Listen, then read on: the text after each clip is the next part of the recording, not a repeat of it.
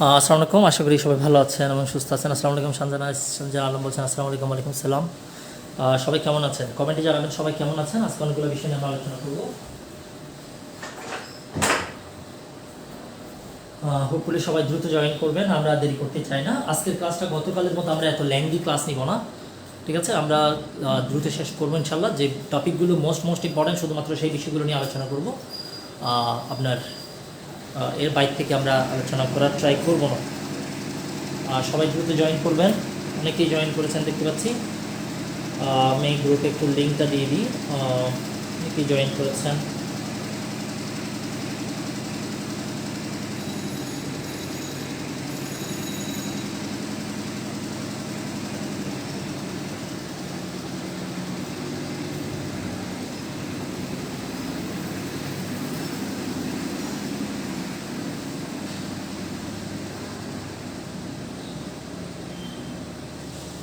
অনেকেই জয়েন করেছেন দেখতে পাচ্ছি।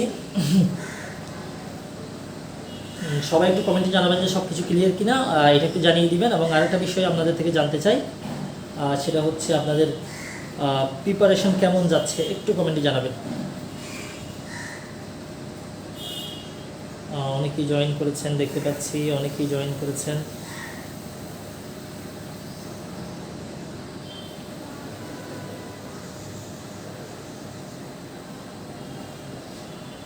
সবাই দ্রুত জয়েন করবেন। আমি অলরেডি অনেককেই দেখতে পাচ্ছি। ওকে, থ্যাংক ইউ। তো যাই হোক, আমরা লেট করতে চাই না, আমরা ক্লাসটা শুরু করে দেব ইনশাল্লাহ। সবাই হোপফুলি দ্রুত জয়েন করবেন। ক্লিয়ার? আসসালামু আলাইকুম ভাইয়া। ওয়ালাইকুম সালাম। ওকে, থ্যাংক ইউ সো মাচ। তো যাই হোক, ক্লাসে দেখা হবে। ক্লাসে চলে যাই। যে বিষয়গুলো থেকে পরীক্ষা বারবার প্রশ্ন করা হচ্ছে, আমরা সেই বিষয়গুলো নিয়ে আলোচনা করবো ইনশাল্লাহ। অলরেডি আমার সাথে অনেকে আপনারা জয়েন করেছেন, আমি দেখতে পাচ্ছি। তো যাই হোক, আমরা সাউন্ড ক্লিয়ার কিনা একটু কমেন্টে জানাবেন। সাউন্ডটা ক্লিয়ার কিনা কমেন্টে জানাবেন। দ্রুত ক্লাস শুরু করে দিচ্ছি।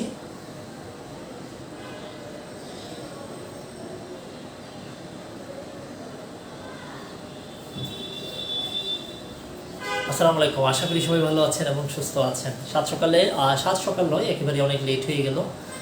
আমরা 11:30টায় ক্লাস আসছি পূর্ব শিডিউল অনুসারে। তো আজকের ক্লাসটা আমাদের জন্য অনেক গুরুত্বপূর্ণ, কারণ আজকে যে তিনটা ইম্পর্টেন্ট ল আছে, এভিডেন্স অ্যাক্ট 1872 সালের এভিডেন্স অ্যাক্ট, এবং হচ্ছে স্পেসিফিক রিলিফ অ্যাক্ট। এরপরে আমরা দেখবো লিমিটেশন 1908। এই তিনটা আইনকে একেবারে সামারি করে নিয়ে আসা খুব অল্প সময়ের মধ্যে সো ডিফিকাল্ট একটা কাজ। সেই কঠিন কাজটাকে সহজভাবে করার জন্য হচ্ছে আজকের এই রিভিশন ক্লাস। হোপফুলি সবাই দ্রুত জয়েন করবেন। অলরেডি আমি অনেকেই দেখতে পাচ্ছি। আশা করি আপনারা। আসসালামু আলাইকুম ভাইয়া, sound is perfect. Okay, sound everything is okay. Jubai Chowdhury comment করেছেন। আসসালামু আলাইকুম ভাইয়া। ওয়ালাইকুম সালাম। আশা করি সবাই ভালো আছেন এবং সুস্থ আছেন। গত ক্লাসে আমি যখন সিআরপিসি নিয়েছিলাম, অনেকগুলো বিষয় নিয়ে আলোচনা করেছি, এবং আমি আমাদের যে স্পেশাল লগুলো নিয়েছি, স্পেশাল পাওয়ার থেকে শুরু করে এরপরে হচ্ছে আপনার নারী শিশু নির্যাতন দমন আইন, শিশু আইন, স্পেশাল পাওয়ার এক মাদক দ্রব্য নিয়ন্ত্রণ আইন নিয়ে, লিগাল এইড নিয়ে অনেক কথাবার্তা বলেছি। আশা করি প্রত্যেকটা বিষয় মাথায় আছে আপনাদের।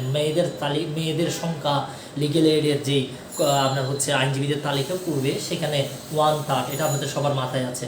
আর অ্যাপ্লাই করার যোগ্যতা 1 লাখ 1 লাখ, এগুলো আশা করি সবারই মাথায় আছে, আমি ভালো করেই জানি। আমি 4টা কমিটি বলেছি, ওখানে একটা বিশেষ কমিটি গঠন করতে পারে, তার মানে হচ্ছে লিগাল এইডের মোট 5টা কমিটি আছে। ওকে, এরপরে নারী শিশু নির্যাতন দমন আইনে সেকশন 9 ভালো করে দেখতে বলেছিলাম, সেকশন 4 ভালো করে দেখতে বলেছি, সেকশন 11C ভালো করে দেখতে বলেছি। হোপফুলি সবারই মনে থাকবে, এবং কোন কোর্টে বিচার হবে, কোথায় আপিল করবে, এটা একটু ভালো করে মাথায় রাখবেন। স্পেশাল পাওয়ার একটা সেকশন 15 এবং সেকশন 24 মনে রাখতে ভুলবেন না। সেকশন 19 অবশ্যই মনে রাখবেন। এরপরে সেকশন 25C মাথায় রাখবেন, কোথায় আপিল হবে মাথায় রাখবেন, শাস্তিগুলো অবশ্যই মাথায় রাখা চাই। এরপরে মাদক দ্রব্য নিয়ন্ত্রণ আইন থেকে বেশি কথা বলিনি, শুধুমাত্র ডুপ টেস্টের একটা বিষয় বলেছি। আর কোথায় বিচার হবে এখতিয়ার সম্পন্ন আদালতে, এই বিষয়গুলো আমরা বলেছিলাম। এরপরে আমরা আরেকটা ল নিয়ে গত ক্লাসে আমরা কথা বলেছি, স্পেশাল পাওয়ার নারী শিশু নির্যাতন শিশু আইন নিয়ে কথা বলেছি। শিশু আইন অনেকগুলো ইম্পর্টেন্ট কথা বলেছি, তার মধ্যে বিশেষ করে মনে রাখবেন হচ্ছে 71, 72, 73 এবং 75 পরীক্ষায় 75 মনে রাখবেন, 79 পরীক্ষায় গতবারে চলে আসছে, 81 মাথায় রাখবেন। এবং এরপরে আমরা তাদের একসাথে চার্জশিট হবে না, 15 ক নিয়ে কথা বলেছি, 15 নিয়ে কথা বলেছি, এগুলো আশা করি সবার মনে আছে। সিআরপিসিতে যে বিষয়গুলো বলেছি, এই সিআরপিসির নিয়ে অনেক দিন ধরে আপনাদের সামনে আমি কথা বলেই যাচ্ছি। সিআরপিসি নিয়ে গত ক্লাস অনেক কথাবার্তা বলেছি। আশা করি সিআরপিসির থেকে যদি প্রশ্ন আসে, আপনারা দুমদারাক্কা দাগাইতে পারবেন, কোনো সমস্যা নেই। তো শিশু আইনের 29 বায়না ধারাটা একটু বোঝাবেন প্লিজ। 19 এবং বায়না ধারাটা, আচ্ছা ঠিক আছে। আপাতত থাক, কারণ হচ্ছে আমি আপাতত শিশু আইনের কোনো ম্যাটেরিয়ালস আমার সামনে নাই, যেগুলো আছে সেগুলো কেউ একটু কমেন্টে ওনার কমেন্টে একটু রিপ্লাই দিয়ে দিবেন, আপনারা একজনের কমেন্ট আরেকজনের রিপ্লাই দিতে পারবেন। বেস্ট প্রেজেন্টেশন কাজ থেকে রবি আচ্ছা ওকে লিখেন Chowdhury, thank you so much. Okay, এবারে আমরা যে বিষয়গুলো নিয়ে আলোচনা করবো সেটা হচ্ছে মোস্ট ইম্পর্টেন্ট। আচ্ছা, ডোন্ট ওয়ারি, আপনি রোবট না, নিজেকে রেকর্ডার ভাববেন না। ওকে, অনেকে নিজেকে রেকর্ডার ভেবে বসে আছেন, কেন আমার মনে থাকে না, কেন আমার মনে থাকে না, কেন মনে থাকবে বলেন? এগুলো মনে জোর করে মনে রাখার বিষয় না, জোর করে প্রেম ভালোবাসা করা যায় না, জোর করে বিয়ে করা যায় না। আরেকটা জিনিস জোর করে করা যায় না, সেটা হচ্ছে জোর করে কোনো জিনিস মুখস্থ করা যায় না। একবার দেখে নেবেন যতটুকু মনে থাকে, যদি ভুলে যান আবার দেখে নেবেন, এটা হচ্ছে বেস্ট ওয়ে। আমি একটা জিনিস কখনো আমি দুইবার দেখি না, আমি একবার দেখে নিব, এরপরে যদি আমার কাছে যদি মনে হয় ও মাই গড এটা তো মনে করতেছে না, দেন আমি সেই জিনিসটা আবার একটু দেখে আসি, ঠিক আছে? এটা হচ্ছে আমি এটা অনুসরণ করি। ওকে, এরপরে যাই হোক আমরা ক্লাসে ফিরে আসি। আজকের ক্লাসে প্রথমত আমরা যে বিষয়গুলো নিয়ে আলোচনা করবো, আমরা লিমিটেশন অ্যাক্ট নিয়ে আলোচনা করবো, এভিডেন্স অ্যাক্ট নিয়ে আলোচনা করবো। আগে প্রত্যেকটা আইন নিয়ে একটু সামারি করে ফেলবো, 1 মিনিট 2 মিনিট করে, দেন আমরা লগুলোকে ফিরে যাবো। আমরা যদি লিমিটেশন আইন যদি দেখি, লিমিটেশন অ্যাক্ট থেকে প্রতি বছরই প্রশ্ন করা হচ্ছে এডুকেশন এবং বার কাউন্সিল। লিমিটেশন অ্যাক্ট যদি আমরা ভালো করে একটু দেখি, এখানে যেসব সেকশন থেকে প্রশ্ন করা হচ্ছে, সেকশন 3 থেকে প্রশ্ন করা হচ্ছে, সেকশন 5 থেকে প্রশ্ন করা হয়, সেকশন 6 থেকে করা হয়, তবে ক্রিটিক্যাল একটা প্রশ্ন করা হয় সেকশন 8 থেকে, এখান থেকে একটা ক্রিটিক্যাল প্রশ্ন করা হতে পারে। এরপরে আপনার সেকশন 12 থেকে প্রশ্ন করা হয়, আর সেকশন 14 হচ্ছে এখতিয়ারবিহীন আদালতে যদি আপনি মামলা দায়ের করেন সেক্ষেত্রে বিষয়টা কীরকম হবে, সেকশন 14। সেকশন 18 থেকেই আমরা ফ্রড, সবাই ফ্রডবাজি করে লাইফে, সেকশন 18 মানে 18 বছর বয়স হওয়ার পরে ফ্রডবাজি করে, এই জন্য ফ্রড 18। এরপর আমরা সেকশন 26টা ভালো করে আমরা দেখে নিব, ইজমেন্টের যে বিষয়টা। ইজমেন্টের মধ্যে 2টা বছর আছে, একটা হচ্ছে 20 বছর, একটা হচ্ছে 60 বছর। এই থামাদি আইনের মধ্যে আপনার লিমিটেশন সবচেয়ে বেশি হচ্ছে 60 বছরটা হচ্ছে লিমিটেশন পিরিয়ড সবচেয়ে বেশি। 26 এ গিয়ে 7 এ গিয়ে আমরা অ্যাডভার্স পজিশন নিয়ে কথাবার্তা বলবো। এরপরে আমরা শিডিউলটা একটু দেখে নিব। এরপরে হচ্ছে আমরা মোস্ট ইম্পর্টেন্ট অনেকগুলো আর্টিকেল আমরা দেখবো, ঠিক আছে? অনেকগুলো আর্টিকেল আমাদেরকে দেখতে হবে যেগুলো পরীক্ষায় আসবে। পরীক্ষায় যে আর্টিকেলগুলো আসবে সেখানে 150 আপনারা সবাই জানেন, ডেথ পেনাল্টির ক্ষেত্রে হচ্ছে আমরা 7 দিনের মধ্যে কি করতে হয়, আপিল করতে হয়। আর 157, এই 157 হচ্ছে আপনার 6 মাসের মধ্যে আপিল করতে হয়। এটা হচ্ছে পেনাল আপনার হচ্ছে সিআরপিসি 417তে আমরা বলেছিলাম, আমরা পাবলিক প্রসিকিউটর বা পাবলিক প্রসিকিউটর সরকার বা রাষ্ট্রপক্ষ যে মামলায় খালাসের বিরুদ্ধে আপিল করতে পারে 6 মাসের মধ্যে, সেই বিষয়টা সেকশন 157 বলা আছে। এই সবগুলো বিষয় নিয়ে আজকের ক্লাসে আলোচনা হবে। এখানে 20 বছর, এখানে 60 বছর। এরপর এখানে আর সংখ্যাগত বিষয় আছে, এখানে একটা বিষয় আছে সেটা হচ্ছে 3 বছর, ঠিক আছে? পুরো আইনের সংখ্যাগত যে বিষয়গুলো আছে এগুলো আমি আগে একটু মাথায় নিয়ে আসলাম, কারণ হচ্ছে পরীক্ষায় আমরা ওগুলো বারবার ভুলে যাই। সেকশন 8 একটা 3 বছরের বিষয় আছে, 26 এ 20 এবং 60 বছরের একটা বিষয় আছে, এগুলো আমরা মাথায় রাখবো। এই সেকশন 3 এর মধ্যে আমরা 3টা বিষয় আমরা দেখবো, সেকশন 5 এর মধ্যে আমরা 5টা বিষয় আমরা দেখবো, ঠিক আছে? আমরা কন্টিনিউশন অফ ডিলে সেকশন 5 এর মধ্যে 5টা বিষয় দেখবো। সেকশন 5 আমাদেরকে আমি বলবো এই সেকশন 5টা সুটের ক্ষেত্রে প্রযোজ্য নয়, মূল মামলার ক্ষেত্রে এটা প্রযোজ্য নয়, এটাও আমরা সেকশন 5 এর মধ্যে আমরা পড়বো। সেকশন 8 এর মধ্যে 3 বছরের একটা বিষয় আমরা পড়বো। সেকশন 6 এর মধ্যে আমরা লিগ্যাল ডিসেবিলিটি, 3 ধরনের ব্যক্তির ক্ষেত্রে লিগ্যাল ডিসেবিলিটি প্রযোজ্য, 3 ধরনের ব্যক্তি, ঠিক আছে? লিগ্যাল ডিসেবিলিটি মানে বুঝায় হচ্ছে 3 ধরনের বিষয়, এটা সেকশন 6 আমরা আলোচনা করবো। সেকশন 12, 14, 18, 26 এগুলো নিয়ে আমরা একটু পর আলোচনা করবো। এরপর আমরা শিডিউলে গিয়ে আর্টিকেল কয়েকটা আর্টিকেল নিয়ে আমরা কথাবার্তা বলবো। বিলম্ব দেনমোহরের মামলা, দেনমোহরের মামলা, চুক্তি প্রবলের মামলা, চুক্তি রদের মামলা, তারপর ডিক্লারেশন মামলা। একটা মামলা আমি করবো কিন্তু আমাদের মেয়াদ আমি জানি না, তাহলে এই মামলাটা কতদিনের মধ্যে আমি করতে পারবো? একটা অ্যাপ্লিকেশন আমি করবো, সেটা এখন আমাদের মেয়াদ কিন্তু আমরা তামাদি আইনের কোথাও বলা নেই, সেক্ষেত্রে আমি এটা কোথায় করবো সেগুলো নিয়ে আজকে কিন্তু আমরা কথাবার্তা বলবো ইনশাআল্লাহ। তো যাই হোক, আমরা তামাদি আইনের আশা করি এই বিষয়গুলো আপনারা পারবেন। তামাদি আইন নিয়ে আলোচনা একটু পরে শুরু করবো। এরপর আমরা জাস্ট প্রথমে একটু ব্রিফ করতে চাই হেডলাইন, এরপর আমরা এসআরএফ নিয়ে অনেক কথাবার্তা বলবো। এসআরএফ নিয়ে যখন আমি আলোচনা শুরু করবো আপনারা হয়তো দেখতে পাবেন, প্রথম আমি সেকশন 5 এ বলবো হচ্ছে 5 ধরনের রেমেডি এই এসআরএফের অধীনে দেওয়া যায়, ঠিক আছে? এরপর 8 এবং 9 নিয়ে অনেক কথাবার্তা বলবো, কারণ 8 এবং 9 থেকে অলমোস্ট 10টা প্রশ্ন আসছে, অলমোস্ট 10টা কোয়েশ্চেন আসছে অ্যাডভোকেটশিপ এবং বিজিএস মিলে। এই 8 এবং 9 বলতে গিয়ে আমি আপনাদেরকে যে বিষয়টা সবচেয়ে বেশি ইম্পর্টেন্টলি বলবো, এই সেকশন 9 এর অধীনে কোনো আপিল করা যায় না, কোনো আপিল করা যায় না, কোনো রিভিউ করা যায় না, শুধুমাত্র রিভিশন করা যায়। এই শুধু যে রিভিশন করা যায়, এটা অ্যাডভোকেসি বর্ষে জুডিশিয়ারিতে প্রশ্নটা আসছে, কেমন? সেকশন 9 এর অধীনে, ঠিক আছে? তো এই বিষয়টা নিয়ে আমরা কথাবার্তা বলবো। সরকারের অধীনে মামলা করা যায় না, সেকশন 9 এই বিষয়গুলো নিয়ে আমরা আলোচনা করবো। এসআরএফ সেকশন 12 নিয়ে আলোচনা করবো, কোথায় আপনি চুক্তি সুনির্দিষ্ট কার্যকরের জন্য কোন কোন গ্রাউন্ডে আপনি মামলা করতে পারবেন, এবং স্থাবর সম্পত্তি চুক্তি সুনির্দিষ্টভাবে কার্যকরের জন্য সেকশন 12-এ মামলা করা যাবে কিনা এই বিষয়গুলো নিয়ে আমরা আলোচনা করব। এরপরে সেকশন 21 নিয়ে আলোচনা করব, কোন ক্ষেত্রে চুক্তির সুনির্দিষ্ট কার্য সমাধান সম্ভব নয়, এবং 21-এর এতে আমরা আনরেজিস্টার্ড বাইনানামার ক্ষেত্রে বিধানটা কীরকম এগুলো নিয়ে আমরা একটু পরে আলোচনা করব।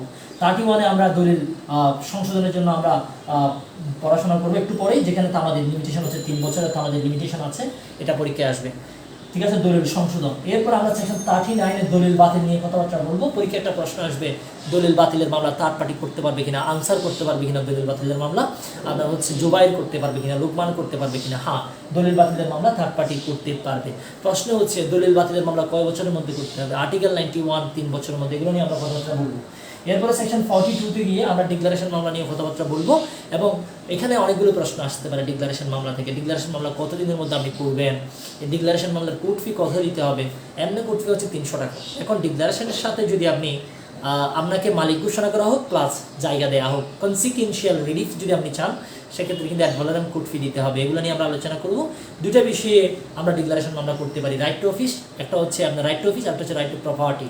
Right to office, right two property. Right two অফিসটা কি, আপনাকে এই স্কুলের হেড স্যার ঘোষণা করা হোক, মাদ্রাসার টিচার ঘোষণা করা হোক, এই মসজিদের আগে আপনার হচ্ছে এই সমিতির প্রধান ঘোষণা করা হোক, তারপরে এই কলেজের অধ্যক্ষ ঘোষণা করা হোক, তারপরে মিস্টার রহিমকে আপনার বাচ্চা ঘোষণা করা হোক, তারপরে সকিনাকে আপনার গার্লফ্রেন্ড ঘোষণা করা হোক, গার্লফ্রেন্ড ঘোষণা করা যায় না, বউ ঘোষণা করা হোক। এই সবগুলো বিষয় নিয়ে আমরা সেকশন 42-তে আলোচনা করব। এই এসআরএক্টের অধীনে আমি একটু আগে বলেছি সেকশন 5-এ 5 ধরনের রেমেডি দেওয়া যায়, কিন্তু এসআরএক্ট আমরা পড়বো, এখানে 6 ধরনের রেমেডি দেওয়ার ব্যবস্থা আছে। ওকে, এরপরে সেকশন 44-এ রিসিভার নিয়োগের বিষয় আছে, রিসিভার নিয়োগ দিতে পারবে কোর্ট। তবে একটা প্রশ্ন পরীক্ষায় আসছে, রিসিভার নিয়োগ দেওয়ার নিয়ম কানুনগুলো কোথায় আছে, এটা কিন্তু সিপিসি দ্বারা নির্ধারিত হবে। এগুলো নিয়ে আমরা আলোচনা করব। এরপর আমরা জাম্প করে এসআরএক্ট করার সময় আরেকটা জায়গায় আমরা চলে যাব, সেটা হচ্ছে দিস ইজ দ্য সেকশন 52-তে বলা হচ্ছে প্রিভেন্টিভ রিলিফ কিভাবে দেওয়া যায়। প্রিভেন্টিভ রিলিফ দেওয়ার দুটো মাধ্যম আছে, একটা হচ্ছে টেম্পোরারি ইনজাংশন আর একটা হচ্ছে পার্মানেন্ট ইনজাংশন। পরীক্ষায় একটা প্রশ্ন আসতে পারে ইনজাংশন কয় ধরনের হয়, এটার আনসার হচ্ছে ইনজাংশন হবে 3 ধরনের। 3 ধরনের ইনজাংশন আছে, আমরা 52-তে সেই বিষয়গুলো আমরা দেখবো। 53-তে আমরা what is temporary injunction, what is permanent injunction. আমি টেম্পোরারি ইনজাংশনের মামলা করব কি প্লেন্টের মাধ্যমে নাকি অ্যাপ্লিকেশনের মাধ্যমে, আমি পার্মানেন্ট ইনজাংশনের মামলা কি প্লেন্টের মাধ্যমে করব নাকি অ্যাপ্লিকেশনের মাধ্যমে করব, এগুলো নিয়ে আমি কথাবার্তা বলবো। এরপরে প্রশ্ন যেটা ছিল ইনজাংশন কত ধরনের, আনসার হচ্ছে ইনজাংশন 3 ধরনের। ইনজাংশন হইতে পারে আপনার টেম্পোরারি ইনজাংশন, হইতে পারে পার্মানেন্ট ইনজাংশন, হইতে পারে ম্যান্ডেটরি ইনজাংশন। মোট 3 ধরনের ইনজাংশন আছে। তবে এখানে যেটা আমরা টেম্পোরারি বলবো, এটা কিন্তু সিপিসির অর্ডার 39 রুল 1 দ্বারা কিন্তু এটা বিধানগুলো অর্ডার 39-কে অনুসরণ করবে। একটু পরে সেগুলো নিয়েও কিন্তু আমি কথাবার্তা বলবো। কোথায় কোথায় ইনজাংশন দেওয়া যাবে না সেই বিষয়গুলো নিয়ে কথা বলবো সেকশন 55। এরপরে সেকশন 57-এর মোস্ট ইম্পর্টেন্ট হচ্ছে নেগেটিভ একটা বিষয় নিয়ে, নেতিবাচক ইনজাংশন নিয়ে আমরা কথাবার্তা বলবো, ঠিক আছে। এগুলো নিয়ে বিস্তারিত কথাবার্তা আজকে হবে। একেবারেই ঢালাওভাবে যেগুলো থেকে পরীক্ষা প্রশ্ন করা হয় না সেসব বিষয়গুলো নিয়ে আলোচনা করে সময়কে আমি করতে চাই না, আমি চেটে বেটে কেটেই আজকে আলোচনাটা শুরু করব। এরপরে যে বিষয়টা বলেছি এটা হচ্ছে মোস্ট ইম্পর্টেন্ট ল আছে এভিডেন্স অ্যাক্ট। প্রিলিমিনারি প্রিপারেশন হবে সবসময় মাথায়, নট খাতায়, ঠিক আছে, নট খাতায়, এটা অলওয়েজ হবে মাথায়। এভিডেন্স অ্যাক্ট নিয়ে যখন আলোচনা শুরু করব, এভিডেন্স অ্যাক্টের আলোচনাটা কিন্তু জমাইতে হবে, কারণ এভিডেন্স একটা পরীক্ষার জন্য গুরুত্বপূর্ণ। আলোচনাটা শুরু করবো এভাবেই। এভিডেন্স মূলত হচ্ছে দেয়া যায় দুটা বিষয়, আপনি করে সাক্ষ্য দিতে পারবেন, fact and issue, relevant fact. Fact and issue বিচার্য বিষয়, যেটা নিয়ে মামলা করা হচ্ছে, যেটা নিয়ে জায়গাটা সালমার কিনা, জায়গাটা রহিমার কিনা, জায়গাটা জরিনার কিনা, এটা হচ্ছে this is the fact and issue. Fact and issue, এই ফ্যাক্ট এন্ড ইস্যুর সাথে যেগুলো সম্পর্কিত বিষয় আছে সেগুলো হচ্ছে রিলিভেন্ট ফ্যাক্ট, সেগুলো হচ্ছে রিলিভেন্ট ফ্যাক্ট। দুইটা বিষয় নিয়ে কি করা যায়, আপনি কোর্টে সাক্ষ্য দিতে পারবেন, যেটা সেকশন 5-এ আমরা আলোচনা করব। এরপর আমরা প্রশ্ন করব সাক্ষ্য কি, সাক্ষ্য কয় ধরনের হতে পারে, আমরা সেগুলো নিয়ে আলোচনা করবো। 2 ধরনের সাক্ষ্য আছে, ওরাল এভিডেন্স এবং ডকুমেন্টারি এভিডেন্স, ঠিক আছে। আবার ডকুমেন্টারি এভিডেন্স আবার 2 ধরনের হতে পারে, প্রাইমারি এভিডেন্স এবং হচ্ছে সেকেন্ডারি এভিডেন্স। আবারও এভিডেন্সকে আমরা 2 ভাগে ভাগ করতে পারি, পাবলিক এভিডেন্স এবং হচ্ছে প্রাইভেট, পাবলিক ডকুমেন্টস এবং হচ্ছে প্রাইভেট ডকুমেন্ট। এগুলো নিয়ে আমরা কথাবার্তা কিন্তু অনেক বলবো ইনশাল্লাহ। তো এভিডেন্স অ্যাক্ট নিয়ে অনেক কথাবার্তা বলবো। এরপর আমরা সেকশন 5 নিয়ে আলোচনা করব, সেকশন 6 নিয়ে আলোচনা করব, সেকশন 6, 7, 8 এবং হচ্ছে সেকশন 14, এগুলোতে আমরা রেস গেস্ট নিয়ে আলোচনা করব। সেকশন 9-এ টেস্ট আইডেন্টিফিকেশন প্যারেড নিয়ে আলোচনা করবে, যেটাকে বলা হয় টিআই প্যারেড। সকিনাকে একজনে রেপ করেছে, সকিনা এখন রাতের অন্ধকারে দেখে নেয়, তবে সে বললো যে আমাকে যে রেপ করেছে আমি তাকে চিনবো, দেখলেই চিনবো, লাইন ধরে দাঁড় করানো হলো ওই ব্যক্তিটা আমাকে রেপ করেছে, this is the TI parade. ঠিক আছে। টেস্ট আইডেন্টিফিকেশন প্যারেন্ট এগুলো নিয়ে আমরা কথা বলবো 9-এ, কনস্পাইরেসি বিষয়ে কথা বলবো সেকশন 11-এ, সেকশন 17 থেকে আমরা অ্যাডমিশন নিয়ে কথা বলবো, 18 থেকে কে কে অ্যাডমিশন দিতে পারে। What is admission? অ্যাডমিশন হচ্ছে admission is an statement, orally হতে পারে, রিটেনও হতে পারে। এটা কি সম্পর্কে অ্যাডমিশনটা দিচ্ছে? এটা হচ্ছে ফ্যাক্ট ইস্যু এবং রিলিভেন্ট ফ্যাক্ট সম্পর্কে একটা অনুমান আপনাকে প্রদান করবে, একটা অনুমান আপনাকে প্রদান করবে। This is the admission, section 17। কারা কারা অ্যাডমিশন দিতে পারবে সেকশন 18 আমরা সেই বিষয়গুলো নিয়ে আমরা আলোচনা করবো। এরপর আমরা কনফেশনে চলে যাব, সেকশন 24 থেকে আমরা কনফেশন স্টার্ট করবো। সেখানে আমরা বলবো কনফেশন বা স্বীকারোক্তি দেওয়ার সময় পুলিশ আপনাকে থ্রেট দিতে পারবে কিনা, টর্চার করতে পারবে কিনা, এগুলো নিয়ে আলোচনা করবো। পুলিশের কাছে স্বীকারোক্তি দিলে এটা কতটুকু রিলিভেন্ট হবে সেগুলো নিয়ে আমরা আলোচনা করবো। এখন 27 অনুসারে পুলিশের কাছে আমি স্বীকারোক্তি দিয়েছি, পুলিশ একটা একটা ছুরি উদ্ধার করেছে, পুলিশ চুমকির জামাটা উদ্ধার করেছে, আমার স্বীকারোক্তি মতে এটা রিলিভেন্ট হবে কিনা সেকশন 27 আমরা আলোচনা করব। তারিতে গিয়ে যখন জয়েন্ট ট্রায়াল হবে, আপনি এবং আমার বিচার যখন একসাথে হবে, আমি বলবো আমার সাথে ডাকাতি করার সময় চকিনাও ছিল। এখন আমার কথার উপর ভিত্তি করে চকিনাকে ডাকাতির মামলায় 396 বা 95 ধারায় শাস্তি দেওয়া যাবে কিনা এই বিষয়গুলো নিয়ে আলোচনা করবো সেকশন 30। এরপর আমরা জাম্প করে চলে যাব 32 এবং 33, যেখানে ডাইং ডিক্লারেশন নিয়ে আমরা কথাবার্তা বলবো, মৃত ব্যক্তির সাক্ষ্য কখন প্রাসঙ্গিক হয় সেগুলো নিয়ে আমরা কথাবার্তা বলবো। একজন সাক্ষী আগের মামলায় সাক্ষ্য দিয়েছে, ঠিক সেম বিষয়ে পরের আরেকটা মামলায় এখন তাকে পাওয়া যাচ্ছে না, তার আগের মামলার সাক্ষ্যটা নেওয়া যাবে কিনা 33-তে আমরা সে বিষয়গুলো নিয়ে আলোচনা করব। এরপর আমরা সেকশন 40-তে গিয়ে ডাবল জিওপার্ডি আমরা যেটাকে বলি, ডাবল জিওপার্ডিও আমরা বলতে পারি, তারপরে হচ্ছে র্যাস জুডিকেটা বলতে পারি, এই বিষয়গুলো নিয়ে সেকশন 40-তে আমরা আলোচনা করি। 45-এ গিয়ে আমরা যে বিষয়টা নিয়ে আলোচনা করবো সেটা this is the expert opinion, কোন কোন বিষয়ে আপনি এক্সপার্ট ওপিনিয়ন দিতে পারবেন, এটা পরীক্ষার জন্য অনেক গুরুত্বপূর্ণ। সেকশন 56 হচ্ছে মোস্ট ইম্পর্টেন্ট, যেখানে বলা হচ্ছে কোর্ট যেগুলো জুডিশিয়াল নোটিসে নিবে নিড নট বি প্রুভড, সেগুলো প্রমাণ করার কোনো দরকার নেই। What is judicial notice? যেগুলো অলরেডি প্রমাণিত, যেগুলো সবাই জানে। বাংলাদেশের যে একটা ডিএলআর আছে, এমএলআর আছে, এগুলো সবাই জানে। একটা সুপ্রিম কোর্ট আছে, এই বিষয়গুলো আমরা সবাই জানি। বাংলাদেশ একটা স্বাধীন দেশ, এখানে একটা ভূখণ্ড আছে, আমরা সবাই জানি। যে বিষয়গুলো সবাই জানে এগুলো কোর্টও জানে, এগুলো নতুন করে প্রমাণ করার দরকার নেই। এই জন্য বলা হচ্ছে যেগুলো কোর্ট জুডিশিয়াল নোটিসে নিবে need not B proved. Section 56, আমরা 57-এ জুডিশিয়াল নোটিসের একটা লম্বা তালিকা আমরা দেখব। এরপর আমরা 59-এ গিয়ে বলবো ওরাল এভিডেন্স হবে ডিরেক্ট, ইনডিরেক্ট ওরাল এভিডেন্স হবে সবসময় ডিরেক্ট, এগুলো নিয়ে আমরা কথাবার্তা বলবো। এরপরে আমরা আরও অনেকগুলো বিষয় নিয়ে আমরা ডকুমেন্টারি এভিডেন্সে চলে যাবো। হোয়াট ইজ প্রাইমারি এভিডেন্স, কখন প্রাইমারি এভিডেন্স দেওয়া যাবে, what is best evidence rule, এগুলো নিয়ে আমরা আলোচনা করবো। দেন সেকশন 74-এ আমরা বলবো হোয়াট ইজ পাবলিক ডকুমেন্ট, 75-এ গিয়ে বলবো what is private document, section 90-তে গিয়ে বলবো 90 বছরের পুরাতন দলিল যদি আপনার সেকশন 90 30 বছরের পুরনো দলিল যদি সঠিক কাস্টডি থেকে যদি নিয়ে আসি, এটার প্রিজাম্পশন যে প্রিজাম্পশন হবে এটা কোন দ্বারায় বলা আছে সেকশন 90। এরপর আমরা সেকশন 101-এ গিয়ে বার্ডেন অফ প্রুফ নিয়ে আলোচনা করবো। সেকশন 105-এ গিয়ে যে বিষয়টা পরীক্ষার জন্য মোস্ট ইম্পর্টেন্ট, কেউ যদি জেনারেল এক্সেপশন যদি গ্রহণ করে সেটা তাকেই প্রমাণ করতে হবে সেই যে একটা নির্দিষ্ট সিচুয়েশনে সে অপরাধটা করেছে যার জন্য তাকে শাস্তি দেওয়া যাবে না। ঠিক আছে, এটা যে কোনো কিছু হইতে পারে। এটা হইতে পারে পেনাল কোডের সেকশন 76 থেকে স্টার্ট করে সেকশন 106, এটা হইতে পারে মার্ডারের যে এক্সেপশনগুলো আছে সেগুলো হতে পারে। এভরি কাইন্ড অফ এক্সেপশন যদি আপনি গ্রহণ করেন এটা আপনাকেই প্রমাণ করতে হবে, বলা হচ্ছে সেকশন 105। সেকশন 107 এবং 108-এ গিয়ে আমরা জীবিত ব্যক্তি মৃত ব্যক্তির বিষয়ে দুটাই মোস্ট ইম্পর্টেন্ট ইনফরমেশন আমরা দেখব। সেকশন 112-তে গিয়ে আমরা এখন সকিনার ডিভোর্স হয়ে গেছে, ডিভোর্স হওয়ার পরে তার একটা ফুটফুটে একটা বাচ্চা হয়েছে, কতদিনের মধ্যে বাচ্চা হলে সেটাকে আমরা বৈধ ধরে নিতে পারবো, এগুলো নিয়ে আমরা আলোচনা করবো। সেকশন 114 থেকে একেবারে সাবসেকশন সহ পরীক্ষায় মুখস্থ করে নিতে হবে, এখান থেকে এই সাবসেকশন সহ পরীক্ষায় চলে আসবে। ঠিক আছে, প্রিজাম্পশন এখানে আমরা 114-তে 6টা-7টা বিষয় দেওয়া আছে, এগুলো আমরা একটু ভালো করে দেখে নিব। এরপর আমরা স্টুপেল নিয়ে আলোচনা করবো। দেন এরপর আমরা জাম্প করে আমরা 126-এ গিয়ে আমরা প্রিভিলেজড কমিউনিকেশন নিয়ে অনেক কথাবার্তা আমাদেরকে বলতে হবে। 118-তে বলা হচ্ছে কারা কারা সাক্ষ্য দিতে পারে, হু মে টেস্টিফাই, কারা সাক্ষ্য দিতে পারে। যে ছেলেটা বুবা, কথা বলতে পারে না, সবসময় প্ল্যান করার সময় বলে মানে আমি তো ফ্লাইং কিছু দিতে পারতেছি না এখানে, যেহেতু ক্লাস রেকর্ড করা হচ্ছে, সেই প্ল্যান করার সময় সবসময় বলে যে বলে যে আমি তোমার রূপে মুগ্ধ, সব সময় সে এইভাবে কথাবার্তা বলে। এখন সে যখন সাক্ষ্য দিতে যাবে তার সাক্ষ্যটা নেওয়া যাবে কিনা, কারণ সে তো কথা বলতে পারে না। এই বোবা সাক্ষ্যর বিষয়ে আমরা পূর্ব সেকশন 119, অনেকে বলে যে জসীমউদ্দিনের একমাত্র উপন্যাসের নাম হচ্ছে বোবা কাহিনী, কিন্তু জসীমউদ্দিনের আরও একটা উপন্যাস আছে। ঠিক আছে, একমাত্র উপন্যাস নয় শুধু, ওনার আরও একটা উপন্যাস আছে, এটা অনেকেই জানেন না। এরপর আমরা আরও সামনে গিয়ে যে বিষয়গুলো নিয়ে আলোচনা করবো, সেকশন 133 মোস্ট ইম্পর্টেন্ট।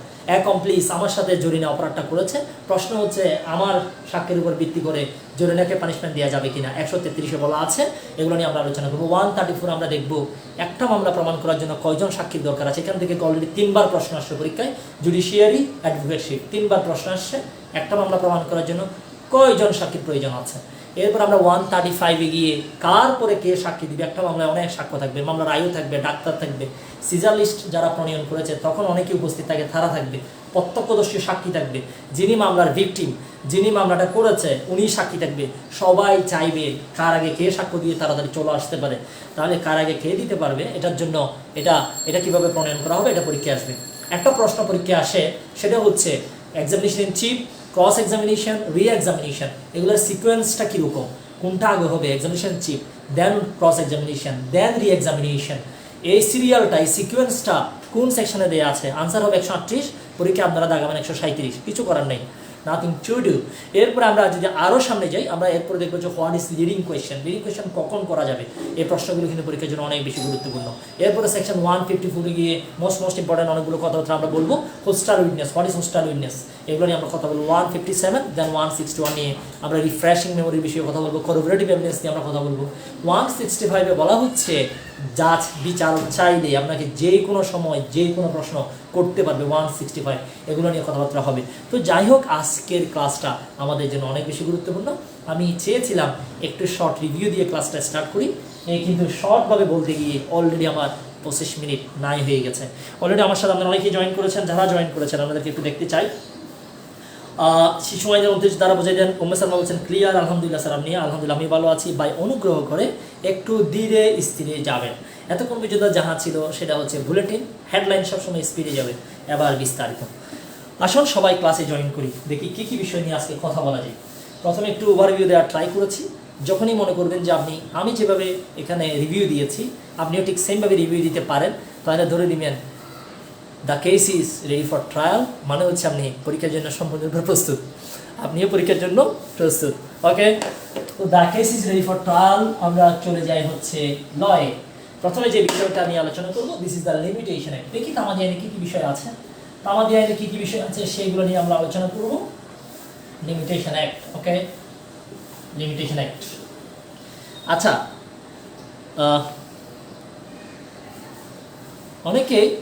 অনেকেই আপনারা প্রশ্ন করেন ভাই আপনি এত স্পিডে সবগুলো কীভাবে বলেন। আসলে এগুলো হচ্ছে অনেক সময়ের দরকার, পরিশ্রম করতে হবে। যেমন আমি গত রাত ঘুমিয়েছি 3টায়, তো সকালে সকালে উঠলাম, 3টায় ঘুমাইছি সম্ভবত, 3 অথবা 2। তো রাতে এগুলো দেখলাম, আমি সকালে উঠে এগুলোর প্রত্যেকটা সেকশন আমি দেখলাম যে আসলে প্রশ্নগুলো কোন জায়গা থেকে করা হচ্ছে। এখন আমি যদি প্রিপারেশন না নিয়ে আমরা হুট করে, আমি আধা ঘন্টা আগেও প্রিপারেশন নিয়ে ক্লাস নিতে পারবো, কোনো সমস্যা নেই। কিন্তু আমি যখন এই জিনিসটাকে 3-4 ঘন্টা যখন রিসার্চ করবো, তখন আমি বুঝতে পারবো প্রশ্ন এই জায়গা থেকে আসবে, এটা আসবে, এটা আসবে না। এটা হচ্ছে রিসার্চের ফলাফল। এই যে কারণ, আমার কারণে আপনারা অনেকগুলো মানুষ কিন্তু হয় বেনিফিটেড হবেন অথবা হচ্ছে লুজার হবেন। এখানে দুইটা বিষয় ইম্পর্টেন্ট, ঠিক আছে। আমি যদি নিজে এটা ক্ষতিগ্রস্ত হই কোনো সমস্যা ছিল না, কিন্তু এখানে কিন্তু অনেকগুলো মানুষ। এই জন্য আমি চাচ্ছি, আমি যেটা করি আর কি, মানে অনেক সময় দিয়ে এটাকে আমি, যেমন 7 সকালে উঠে আমি আপনার হচ্ছে মর্নিং ওয়াক করি, কিন্তু আজকে যাই নাই, কারণ আজকে আমার কাছে মনে হয়েছে এগুলো আর একটু গুছাই। এই 4-5 ঘন্টা গেছে গা, যেন রাতে হিউজ টাইম দিতে হবে আপনাকে, যাই সেদিকে যাচ্ছে না। এগুলো আশা করি এটা ভালোবাসা সবসময় একটু বেশি হয়, ঠিক আছে। ভালোবাসাটা সবসময় অবারিত, কারণ এই ক্লাসগুলো নিচ্ছি হচ্ছে আউট অফ লাভ, ঠিক আছে। ভালোবাসাটা একটু বেশি হবে। আচ্ছা, এবারে আমরা চলে যাচ্ছি হচ্ছে লিমিটেশন অ্যাক্ট। লিমিটেশন নিয়ে আলোচনা করি, দেখি লিমিটেশন অ্যাক্ট নিয়ে আমাদের কী কী ইনফরমেশন দেওয়া যায়। লিমিটেশন একটা পরীক্ষার জন্য গুরুত্বপূর্ণ। লিমিটেশন অ্যাক্টে আমি যে বিষয়গুলো আপনাদেরকে প্রথমে বলবো একটু নোট ডাউন করবেন। আমরা লিমিটেশন অ্যাক্টে জানি যে একটা শিডিউল দেওয়া আছে, এখানে যে আর্টিকেল দেওয়া আছে আর্টিকেলগুলো একটু লিখে রাখেন। 1 থেকে 149 পর্যন্ত এখানে মামলার বিষয়গুলো বলা আছে, মানে কোন সেকশন থেকে আপনার একটা মামলা করার কতদিন তামাদির সময়, এটা বলা আছে আর্টিকেল 101 থেকে 149। এরপরে মোস্ট ইম্পর্টেন্ট হচ্ছে 150 থেকে 157। 150 থেকে 157 পর্যন্ত দেওয়া আছে হচ্ছে আমরা হচ্ছে আপিল। একটা আপিল আপনি কোন সময় করবেন, কত সময়ের মধ্যে করবেন, সেটা কিন্তু এখানে বলা আছে। এখানে বলা আছে হচ্ছে মামলা বা স্যুট, আমরা যেটাকে বলি মোকদ্দমাও বলতে পারি, আমরা স্যুট কখন করব এই বিষয়টা বলা আছে 1 থেকে 149 অনুচ্ছেদ। 150 থেকে 157 মধ্যে বলা আছে আপিলের সময়। এরপর আপনার 158 থেকে মোস্ট ইম্পর্টেন্ট হচ্ছে 183। 158 থেকে 183-র মধ্যে বলা আছে একটা দরখাস্ত আপনি কতদিনের মধ্যে দায়ের করবেন, সেই বিষয়টা 158 থেকে 183-র মধ্যে বলা আছে। এগুলো হচ্ছে আপনার লিমিটেশন অ্যাক্টের অনুচ্ছেদ, ঠিক আছে। এগুলো একটু দেখে নেবেন। আমরা অনুচ্ছেদগুলো একটু আগে শেষ করে ফেলি, দেখেন এখানে কোন কোন অনুচ্ছেদগুলো আমাদের একটু মাথায় রাখতে হবে সেটা একটু আগে দেখে ফেলি। যেহেতু লিমিটেশন অ্যাক্টের সবাই জানি লাস্ট একটা শিডিউল আছে। প্রথমত আমরা একটা বিষয় দেখে নিব, ধারা আর্টিকেল 3 একটু দেখে নিব, তাহলে আর্টিকেল কোনটা কোনটা দেখে নিব সেটা একটু আমরা বলে দিই। আর্টিকেল 3টা আমরা অবশ্যই দেখে নিব। আর্টিকেল 3তে বলা আছে আপনি যদি এসআর অ্যাক্টের 9 যদি মামলা করতে চান, এই মামলাটা অবশ্যই আপনাকে 6 মাসের মধ্যে করতে হবে। এসআর অ্যাক্টের মামলা হবে 6 মাসের মধ্যে, এসআর অ্যাক্ট 9 এর মামলা। এরপরে মোস্ট ইম্পর্টেন্ট আরেকটা বিষয় আপনারা এখানে দেখবেন, সেকশন হচ্ছে প্রিএমশনের মামলা 1 বছর। সেকশন 10 এর মধ্যে বলা আছে প্রিএমশনের মামলা করবেন হচ্ছে আপনার 1 ইয়ারের মধ্যে। এরপরে 91টা মোস্ট ইম্পর্টেন্ট আমাদের জন্য। 91-এ দলিল সংশোধন, জাল দলিল, দলিল সংশোধন, জাল দলিল, প্রতারণা ডিগ্রি সবগুলো হচ্ছে 3 বছর। দলিল বাতিল, দলিল সংশোধন 91, 92, দলিল বাতিল, দলিল বাতিল এবং হচ্ছে দলিল সংশোধন সবগুলো হচ্ছে 3 বছরের মধ্যে মামলা করতে হবে। ঠিক আছে, 3 বছরের মধ্যে মামলা করতে হবে। এখানে মোস্ট ইম্পর্টেন্ট আরেকটা বিষয় আছে, সেটা হচ্ছে 103, 104 অবিলম্বে দেনমোহর এবং বিলম্বে দেনমোহর। 103 এবং হচ্ছে 104 অবিলম্বে দেনমোহর, বিলম্বে দেনমোহর, এগুলোর জন্য মামলা করবেন 3 বছরের মধ্যে। মোস্ট ইম্পর্টেন্ট হচ্ছে 114 চুক্তি প্রবলের মামলা আপনাকে করতে হবে 1 বছরের মধ্যে। এটাও কিন্তু পরীক্ষার জন্য গুরুত্বপূর্ণ, 1 বছরের মধ্যে চুক্তি প্রবলের মামলা। মোস্ট ইম্পর্টেন্ট প্রশ্ন সেটা হচ্ছে 120টা কেন গুরুত্বপূর্ণ? আমরা যে বললাম 1 থেকে 149-এর মধ্যে বলা আছে একটা মামলা কতদিনের মধ্যে করতে হবে। যদি এখানে আমি একটা মামলা করতে চাচ্ছি কিন্তু এখানে বলা নাই, না থাকলে 120 প্রযোজ্য হবে। যেমন ডিক্লারেশন মামলা সেকশন 42, এই 42 মামলা, সারেক্টেড 42 মামলা কত বছরের মধ্যে করতে হবে এটা বলা নাই। এই জন্য আমরা 120 অনুসারে এই মামলাটা 6 বছরের মধ্যে আমরা করতে পারি। 120-এ বলা আছে তামাদির মেয়াদ যদি বলা না থাকে সেক্ষেত্রে মামলাটা আপনি 6 বছরের মধ্যে করতে পারবেন। 142 পরীক্ষার জন্য গুরুত্বপূর্ণ, 144 গুরুত্বপূর্ণ। ঠিক আছে, 142 এবং 144 দুটাই হচ্ছে আপনি 12 বছরের মধ্যে মামলা করবেন। ঠিক আছে, সত্য সহ বেদখল যদি হয়ে যান আপনার সারেক্টেড সেকশন 8, তাহলে আপনি মামলা করবেন 12 বছর। অ্যাডভার্স পজিশন সেক্ষেত্রে আপনি মামলা করবেন হচ্ছে 12 বছরের মধ্যে আপনাকে মামলা করতে হবে। তাহলে এগুলো হচ্ছে আপনার, আমরা এতক্ষণ পর্যন্ত যে বিষয়গুলো বললাম এগুলো হচ্ছে মামলার তামাদি। আমি আরেকটু স্পেসিফিক্যালি বলে দিই, আমরা আর্টিকেল 3-তে দেখলাম সারেক্টেড মামলা আমরা করব হচ্ছে 6 মাসের মধ্যে। সেকশন 10-এ বললাম প্রিএমশনের মামলা করব 1 বছরের মধ্যে। সেকশন 91, 92 আমরা আলোচনা করলাম দলিল বাতিল, দলিল সংশোধন 3 বছরের মধ্যে মামলা করব, 1 বছর, আর এটা হচ্ছে 6 মাস। এরপরে আমরা 103 এবং 104-এ বললাম বিলম্বে দেনমোহর, অবিলম্বে দেনমোহর 3 বছরের মধ্যে মামলা করব। 114-এ আমরা বললাম চুক্তি প্রবলের মামলা করব 1 বছরের মধ্যে, এটা হচ্ছে এসআরএক্টের সেকশন 12 এর মামলা। এরপর আমরা বললাম 120 যেটা দেয়া নেই সেটার মামলা আমি কতদিনের মধ্যে করব, 6 ইয়ারের মধ্যে মামলা করতে হবে, যেমন এসআরএক্টের সেকশন 42। এরপরে আমরা 142 এবং 144 অ্যাডভার্স পজিশন এবং সত্য সহ যদি বেদখল হয়ে যান মামলাটা করবেন 12 বছরের মধ্যে। আশা করি আমাদের মাথায় থাকবে। এরপর আমরা চলে যাই হচ্ছে, তাহলে এতক্ষণ যদি আমরা যেটা দেখলাম সেটা হচ্ছে সুটের ক্ষেত্রে আমাদের মেয়াদ কতটুকু, যেটা বলা আছে 1 থেকে 149। এবারে আমরা যেটা বলবো আপিলের ক্ষেত্রে বিষয়টা কিরকম। আমরা আপিলের ক্ষেত্রে অনেকগুলো বিষয় আমরা জানি। গতকাল সিআরপিসিতে আপিলের সেকশন 407 এবং হচ্ছে আপনার পড়িয়েছি আপনার 408 এবং পড়িয়েছি 410, 407, 408, 410 এইগুলো আমি আপনাদেরকে গত ক্লাসে আমি পড়িয়েছি। আশা করি এই বিষয়গুলো আপনাদের মাথায় আছে। এবং সিপিসিতেও কিন্তু আপিল নিয়ে সেকশন 96 অনেকগুলো বিষয় বলা আছে। ঠিক আছে, 96 এর বিষয়গুলো আপনারা ভালো করে দেখে নেবেন। তাহলে এই আপিলের সময়সীমাটা দেওয়া আছে আপনার হচ্ছে আর্টিকেল 150 থেকে স্টার্ট করে 157। এখানে প্রত্যেকটা সময় গুরুত্বপূর্ণ পরীক্ষার জন্য। দুইটা সময় আমি বলে দিচ্ছি, একটা হচ্ছে সেকশন 150 ডেথ পেনাল্টির ক্ষেত্রে আপনাকে 7 দিনের মধ্যে কি করতে হবে, আপিল করতে হবে। আর একটা হচ্ছে 157টা মোস্ট ইম্পর্টেন্ট। এটা হচ্ছে যখন আপনি সিআরপিসি 417-তে যখন মামলা করবেন খালাসের বিরুদ্ধে, রাষ্ট্রপক্ষ যাকে আমরা বলি পাবলিক প্রসিকিউটর যদি আপিল যদি করতে চায় এগেইনস্ট দ্য অর্ডার অফ অ্যাকিউটেড, সেক্ষেত্রে উনি 6 মাসের মধ্যে মামলাটা করতে পারবেন। তবে এই 417 ধারাটা আমাদের মেয়াদ দেওয়া আছে, যদি কমপ্লেনেন্ট যদি করতে চায় সেক্ষেত্রে ওনাকে 60 দিনের মধ্যে করতে হয়, 60 ডেজের মধ্যে ওনাকে আপিল করতে হয়। তাহলে আপিলের বিষয়গুলো আপনারা মাথায় রাখবেন। এরপরে আবার আমরা দেখে নিব দরখাস্তের বিষয় বা অ্যাপ্লিকেশনের বিষয়ে এখানে কি কি বিষয় বলা আছে। সেকশন 158 থেকে স্টার্ট করে 183 এর মধ্যে অ্যাপ্লিকেশনের বিষয়গুলো বলা আছে। এখানের মধ্যে যে কোনটা দেখে নেবেন সেটা বলার আগে একটা সাজেশন দিয়ে দিই, দিস ইজ দ্য 19 লস। 19 লসের মধ্যে এখানে আমরা যেগুলো দিয়েছি আমাদের মেয়াদ, এগুলো আপনারা ভালো করে দেখে নেবেন। 19 লস সবার আছে, সবাই সেখান থেকে দেখে নেবেন। আমরা একেবারে সহজে সেখানে দিয়ে দিয়েছি। এবারে আমরা চলে যাচ্ছি লিমিটেশন অ্যাক্টের সেকশনে কি কি বলা আছে আমরা সেগুলো দেখে নিব। ক্লাস বোঝা যাচ্ছে কিনা কমেন্টে জানাবেন। 113 হবে সেকশন 12 স্যার। আচ্ছা 113 হবে না, আচ্ছা সরি, তাহলে হচ্ছে একটা মিস্টেক। 113 সরি, আমি এক্সট্রিমলি সরি। আমরা হচ্ছে 113 চুক্তি প্রবলের মামলা 113 1 বছর। ঠিক আছে, এটা একটু মিস্টেক হলো। এবারে আমরা দেখবো লিমিটেশন অ্যাক্টের কোন কোন বিষয়টা আমরা দেখে নিব সেটা একটু বলি। প্রথমত হচ্ছে লিমিটেশন অ্যাক্ট সর্বপ্রথম এটা আইনে পরিণত হয় 1859 সালে। লিমিটেশন অ্যাক্ট সর্বপ্রথম আইনে পরিণত হয় 1859 সালে। এই ইনফরমেশনটা পরীক্ষার জন্য গুরুত্বপূর্ণ, এটা অলরেডি অ্যাডভোকেসি আসছে। 1859 সালে লিমিটেশন অ্যাক্ট সর্বপ্রথম আইনে পরিণত হয় এবং এই আইনটা কার্যকর হয়, এটাও কিন্তু পরীক্ষার জন্য গুরুত্বপূর্ণ। 1909 সালের 1 জানুয়ারি এটা কিন্তু কার্যকর হয়, 1 জানুয়ারি এটা কার্যকর। এই ইনফরমেশনটা পরীক্ষার জন্য গুরুত্বপূর্ণ। এরপর আরেকটা ইনফরমেশন এখানে আমরা দেখবো, সেটা হচ্ছে এখানে আমরা শুধুমাত্র তফসিল আছে হচ্ছে একটা তফসিল আছে, ঠিক আছে। সিআরপিসিতে তফসিল আছে 4টা, এগুলো গত ক্লাসে আমরা পড়িয়েছি। তাহলে এখানে ইনফরমেশনগুলো আপনারা মাথায় রাখবেন। আপাতত এখানে আর কোনো কিছু দেখার নেই।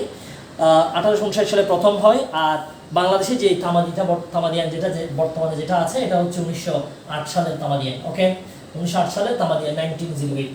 এই ইনফরমেশনগুলো আমরা একেবারেই মাথায় রাখবো। এরপর আমরা সেকশন 3 তে চলে যাই। সেকশন 3 হচ্ছে মোস্ট ইম্পর্টেন্ট, আপিল দরখাস্ত দায়ের। আচ্ছা, মামলা আপিল দরখাস্ত আমরা সেকশন 3 একটু দেখে নিই। তাহলে সেকশন 3টা হচ্ছে মোস্ট ইম্পর্টেন্ট। তাহলে দেখেন এখানে কি কি আছে, মামলা, তারপর হচ্ছে আপিল, আর একটা হচ্ছে দরখাস্ত। মামলা, আপিল, দরখাস্ত, এই 3টা বিষয়, মামলা, আপিল, দরখাস্ত।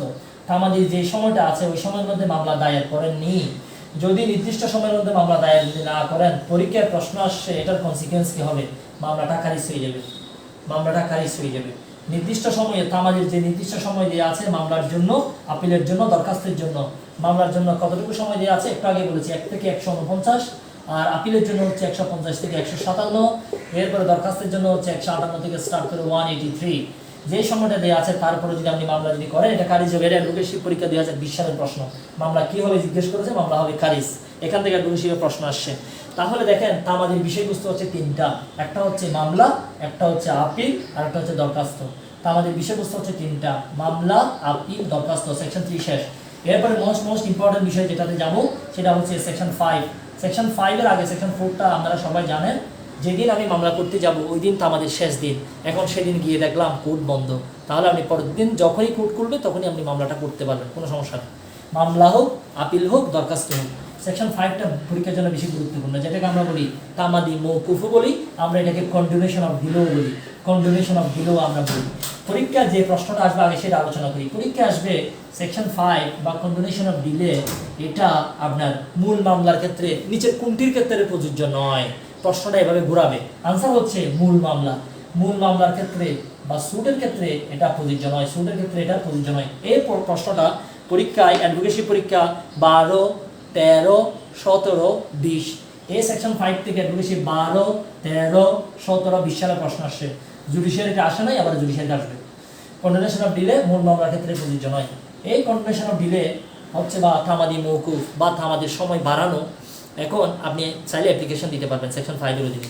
কোর্টকে আপনি বলতে পারবেন ইউর অনার পেট ব্যথা ছিল, মাথা ব্যথা ছিল, অনেক সমস্যা ছিল, আমি মামলাটা আমি এই আপিল করতে পারিনি, লিভ টু আপিল করতে পারিনি, রিভিশন করতে পারিনি, তারপর হচ্ছে appeal, leave to appeal, review করতে পারিনি, রিভিশন করতে পারিনি, অথবা অন্য আইনের যেখানে সেকশন 5 দ্বারা প্রযোজ্য করা হয়েছে আমি এটা করতে পারিনি, আমার তামাদিটা মওকুফ করা হোক, আমার তামাদির সময়টা বাড়ানো হোক।